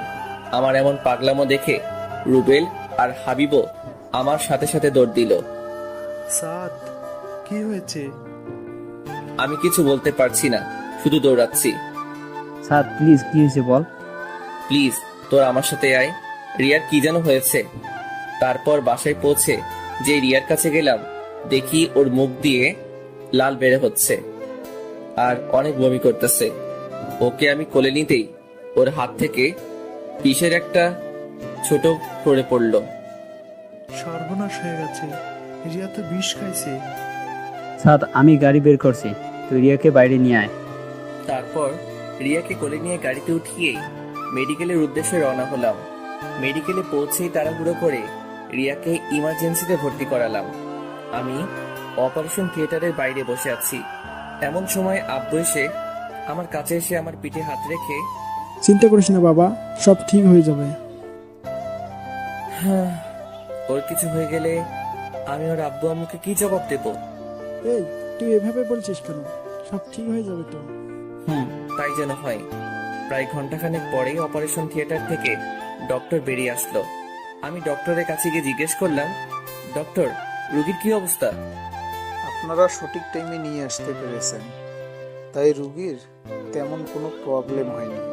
রুগী ঠিক আছে, আপনি চাইলে একা গিয়ে ওনার সাথে দেখা করতে পারেন, তবে লক্ষ্য রাখবেন রুগী যেন বেশি কথা না বলে। তারপর আমি রিয়ার কাছে যেতেই দেখি রিয়া নিথর হয়ে বেডে শুয়ে আছে। আমি ওর কাছে গিয়ে ওর কাছে বসে ওর মাথায় হাত বুলাতে বুলাতে বললাম, এখন কি কিছুটা ভালো লাগছে? তুমি এই বোকামোটা না করলেও পারতে, যদি একটা কিছু হয়ে যেত। তাহলে তো ভালোই হতো, সবাই মুক্তি পেয়ে যেত। আমার মতো মেয়েদের এই পৃথিবীতে না থাকাই ভালো, অন্তত আমার জন্য অনেকগুলো মানুষের জীবনের সুখগুলো হারিয়ে যেত না। তোমরা মেয়েরা একটা জিনিস খুব ভালো পারো, সেটা কি জানো? অভিমান। এই অভিমানটা কখনো অন্য কারোর উপর দেখিয়ে বেশ কয়েকটা মানুষের জীবন বিপাকে ফেলে দাও, আবার কখনো নিজের উপর দেখিয়ে বোকার মতো নিজেকে শেষ করে দাও। আচ্ছা, তোমরা কি এটা পারো না যে যেই ভুলগুলোর জন্য আজকে তোমার জীবনটাকে শেষ করে দিতে হচ্ছে, নিজের অভিমানটাকে কাজে লাগিয়ে সেই ভুলগুলো শুধরে নিতে পারো না? একটা কথা সবসময় মনে রাখবে, হেরে যাওয়া না, লড়াই করে বেঁচে থাকার নামই জীবন। আমি কার জন্য লড়াই করব, কার জন্য বেঁচে থাকবো? আমার সবকিছুই যে আমি শেষ করে দিয়েছি। দেখো রিয়া, জীবনে সবকিছু যেখানে শেষ হয়ে যায় সেখান থেকে আবার নতুন করে শুরু করতে হয়। তুমি রেস্ট নাও, আমি ডক্টরের সাথে একটু কথা বলে আসতেছি। কথাটা বলেই আমি ডক্টরের কাছে যাওয়ার জন্য যেই পা বাড়ালাম, তখনই রিয়া আমাকে পেছন থেকে ডাক দিল। স্যার, পিছনে ফিরে ওর দিকে তাকিয়ে, বলো। তুমি আমার আব্বু আম্মুকে এই ব্যাপারে কিছু জানিও না প্লিজ, আমি আর কাউকে কষ্ট দিতে চাই না। আচ্ছা, তুমি রেস্ট নাও, তোমার আব্বু আম্মু কিছু জানবে না। তারপর ডক্টরের সাথে কথাবার্তা বলে যতটুকু বুঝতে পারলাম, অন্তত 3 দিন রিয়ার মেডিকেলে অ্যাডমিট থাকা লাগবে। রাত প্রায় 2টা। আমি রিয়ার পাশে বসে বেডের উঁচু মাথাটায় হাত দিয়ে তার উপর মাথা রেখে ঘুমিয়ে গিয়েছি। রিয়ার ঝাঁকুনিতে ঘুম ভাঙলো। আমি হন্তদন্ত করে উঠে চোখ কসলাতে কসলাতে বললাম, তোমার কি খারাপ লাগছে? আমার দিকে অসহায়ের মতো তাকিয়ে বলল, আমার না খুব ক্ষুধা লেগেছে, আমাকে কিছু খেতে দাও না। আমার বুকের ভেতরটা অজানা মায়ায় হুট করে কেঁপে উঠল। ওর এই খাবার চাওয়ার ভঙ্গিমাটা এতটাই করুণ আর কষ্টের ছাপ বজায় রাখছিল। ইচ্ছে হচ্ছিল নিজের কলিজাটা ওকে দিয়ে দেই, কিন্তু ও তো এখন চাইলে খেতে পারবে না। ডক্টরের পারমিশন ছাড়া খাওয়াতে গেলে অনেক বড় ধরনের কোনো অ্যাক্সিডেন্ট ঘটে যেতে পারে। তাই ওকে সান্ত্বনা দিয়ে বললাম, এই তো লক্ষ্মী, সকাল হয়ে গিয়েছে, আর একটু ঘুমাও, সকাল হলেই তোমায় আমার নিজের হাতে খাইয়ে দিব। আমার দিকে কিছুক্ষণ তাকিয়ে থেকেই চোখটা বুজে ঘুমানোর চেষ্টা করলো। তারপর সকালে ডক্টর আসার পর রিয়াকে চেক আপ করে ডক্টর জানালো যে দুপুরের দিকে তাকে খাওয়ানো যাবে, তবে খুব অল্প পরিমাণ খাবার খাওয়াতে হবে। তারপর আমি রিয়ার কাছে যেতেই রিয়া বলল, তুমি টেনশন করো না তো, ডক্টর যা বলেছে আমি সব শুনেছি। আমি এখন একটু ঘুমাই, আর তুমি খেয়ে নাও। না খেয়ে খেয়ে কতটা শুকিয়ে গিয়েছো। আচ্ছা তুমি ঘুমাও, আমি খেয়ে নেবো নে। না, তুমি এক্ষুনি খাবার, যাও খেয়ে নাও। আমি ঘুমাচ্ছি। কি হলো? তুমি ঘুমাও, আমি খেয়ে নেব। কথাটা বলে আমি রিয়ার কপালে একটা চুমু এঁকে দিয়ে ওর মাথায় হাত বুলাতে লাগলাম। কিছুক্ষণ পরই খেয়াল করলাম রিয়া ঘুমিয়ে গিয়েছে। এই পরিটার চেহারাটা এই কয়েকদিনের ব্যবধানে একেবারে রানু মণ্ডলের আকার ধারণ করে রাখছে।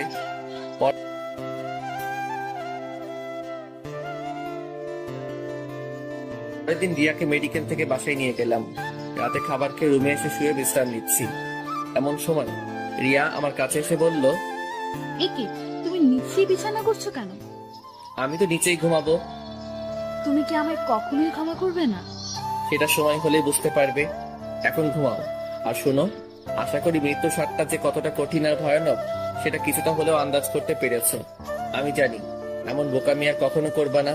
যাও ঘুমিয়ে পড়ো। লক্ষ্য করলাম রিয়া আর কিছু না বলে চুপচাপ শুয়ে পড়লো। তারপর এইভাবেই চলে গেল বেশ কিছুদিন। আমাদের ডিভোর্সের আর মাত্র 9 দিন বাকি আছে। বিকেলের দিকে ছাদে বসে প্রকৃতিটাকে উপভোগ করছিলাম। এমন সময় লক্ষ্য করলাম রিয়া একটা ব্ল্যাক শাড়ি পরে ছাদে আসলো। তারপর আমার কাছে গিয়ে বলল, দেখো তো আমায় কেমন লাগছে। খুব ভালো। রিয়া শুনো। বলো। দেখো, আমি তোমাকে একটা কথা বলবো বলবো করে আর বলা হচ্ছে না, কিন্তু এই কথাটা তোমার জানাটা খুব জরুরি। তুমি কষ্ট পাবে ভেবেই এতদিন তোমাকে এই কথাটা বলি নাই। কি এমন কথা? আসলে তুমি আর আমাকে পাবে না, কারণ এখন আমি অন্য কারো। তুমি যেদিন রোহানের সাথে মিট করতে গিয়েছিলে আমি ওই দিনই তোমার সব কাহিনী জেনে গিয়েছিলাম। আর তারপরই আমার এক কলেজ ফ্রেন্ড রুহি আমার সব কথা কিভাবে যেন জানতে পারে। আর ও আমাকে কলেজের শুরু থেকেই নাকি পছন্দ করত, কিন্তু ভয় কখনো বলতেও পারে নাই। তারপর আমার এই অসহায়ত্বের কথা জেনে ও আমাকে আমার সারা জীবন পাশে থাকার আশ্বাস দেয়। ভাবলাম তুমি তো আর আমার নেই, লাইফে ভালো থাকার জন্য অন্তত কাউকে তো প্রয়োজন। আর মেয়েটা অনেক নম্রভদ্র, এক কথায় যে কারোর মনের মতো। তাই আমিও রাজি হয়ে গিয়েছিলাম। দেখো রিয়া, আমার আর কিছু করার ছিল না। আমি নিজেকে সামনে নেওয়ার কোনো মাধ্যমই খুঁজে পাচ্ছিলাম না। তাই অনেক ভেবেচিন্তে রুহির প্রপোজালে রাজি হয়ে যাই। রিয়া প্লিজ, তুমি আমাকে ভুলে যাও। আমি রুহিকে ঠকাতে পারবো না। স্তব্ধ হয়ে আমার দিকে তাকিয়ে আছে। মুখে কোনো আওয়াজ নেই, আছে শুধু একরাশ হতাশা আর চোখের জল। ও রিয়া আর কিছু না বলেই ছাদ থেকে নিচে চলে যেতে লাগলো। বেচারি নিশ্চয়ই এখন রুমে গিয়ে ফুপিয়ে ফুপিয়ে কান্না করবে। তারপর দেখতে দেখতেই আরো 4টা দিন কেটে গেল, আর মাত্র 5টা দিন। তারপরই আমার আর রিয়ার রাস্তা আলাদা, দুজন দুই দিকে। কেউ কাউকে চাইলেই দেখতে পারবো না, চাইলেই তার সাথে ঝগড়া করতে পারবো না। কেউ আর আমাকে জ্বালাবেও না। আমারও আর কারো জন্য সময় মতো বাসায় ফিরতে হবে না। আমরা দুজনে মুক্ত হয়ে যাব। কারোরই কোনো ধরনের প্যারা থাকবে না, থাকবে না কারো অভিযোগ। আচ্ছা, আমরা দুজন আলাদা হলেই কি সব ঠিক হয়ে যাবে? আমরা সত্যি দুজন দুজনকে ছাড়া হ্যাপি থাকবো? কথাগুলো আমাদের বাসার করিডোরে দাঁড়িয়ে ভাবছি। ঠিক তখনই কারো ঠান্ডা আর শীতল হাতের স্পর্শে পিছনে ফিরে তাকাতেই দেখি আম্মু। আম্মু তুমি? হ্যাঁ আমি। তোরা তো নিজেদের ইচ্ছেতেই আলাদা হয়ে যেতে চাচ্ছিস। আচ্ছা, তোরা আলাদা হয়ে গেলে কি ভালো থাকবি? তোদের সমস্যাটা কি জানিস? কি? তোদের ইগো। এই ইগোটাকে তোরা প্রাধান্য দিতে গিয়ে তোরা নিজেরাই হেরে যাচ্ছিস, আর জিতে যাচ্ছে ইগো। একটু ভেবে দেখিস, রিয়া এই পর্যন্ত যা যা করেছে আমি সব কিছুই জানি। মানে তুমি কি জানো? রোহানের ব্যাপার থেকে শুরু করে সবকিছুই জানি। তবে মেয়েটা না বুঝে ভুল করে ফেলেছে, তাই বলে তুই ওর মতো ভুল করবি? কথাটা বলেই আম্মু রুমের দিকে পা বাড়ালো। আমারও কেন যেন কিছু ভালো লাগছিল না, তাই রুমে গিয়ে একটু ঘুমানোর চেষ্টা করলাম, কিন্তু কিছুতেই ঘুম আসছিল না। এমন সময় রিয়া এসে বলল, তুমি কি ফ্রি আছো? কিন্তু কেন? না মানে একটু আমাদের বাসায় যাবা? আব্বু আম্মুকে খুব দেখতে ইচ্ছে করছে। কিছুদিন পরেই তো একবারের জন্য তোমার আব্বু আম্মুর কাছে চলে যাবে। এই কথাটা বলতে গিয়েও কেন যেন বলতে পারলাম না। আচ্ছা, কখন যাবে? মুখে মলিন হাসি বজায় রেখে বলল, বিকেলে। আচ্ছা ঠিক আছে। তারপর বিকেল হতেই রিয়াকে নিয়ে ওর বাসার উদ্দেশ্যে রওনা হলাম। গাড়িতে বসে আছি, এমন সময় রিয়া আমাকে বলে উঠল, স্যার, এইটা হয়তো আমাদের বাসায় তোমার শেষ যাওয়া, তাই না? হয়তো। আচ্ছা, তোমার হাতটা একটু ধরতে পারি? আমি রিয়ার দিকে তাকাতেই দেখি ও কান্না করতেছে। ধরো। আর শুনো, এখন আর কান্না করে কোনো লাভ হবে না, নিজেকে সামনে নেওয়ার চেষ্টা করো। বিলিভ করো, আমি না অনেক ট্রাই করেছি, কিন্তু আমি কি করব, আমি যে পারছি না। সময় নাও, আস্তে আস্তে সব ঠিক হয়ে যাবে। কিছুক্ষণ পরই আমরা আমাদের গন্তব্যে পৌঁছালাম, মানে আমার শ্বশুর বাড়িতে। তারপর শ্বশুর বাড়িতে যেই পা রাখলাম, আমার মহামান্য শ্বশুর মশাই আমাকে দেখিবা মাত্রই মুখে এক গাঁটটি হাসি বজায় রাখা আমার দিকে এগোতে এগোতে বলল, আরে আমার জামাই বাবা আসছে, তা এতদিন পর আমার কথা মনে পড়লো? আব্বাজান, আমার তো আপনার কথা প্রতি মুহূর্তেই মনে পড়ে, তাই তো আপনাকে দেখতে চলে এলাম। তা আব্বাজান, আপনি ভালো আছেন তো? হ বাবা, তুমি চলে আসছো না, এখন তো এমনিতেই ভালো থাকো। যাও বাবা, ফ্রেশ হয়ে রুমে গিয়ে একটু বিশ্রাম করে নাও। তারপর শাশুড়ি আম্মার খোঁজ খবর নিয়েই ফ্রেশ হয়ে রুমে এসে বিশ্রাম নিচ্ছি।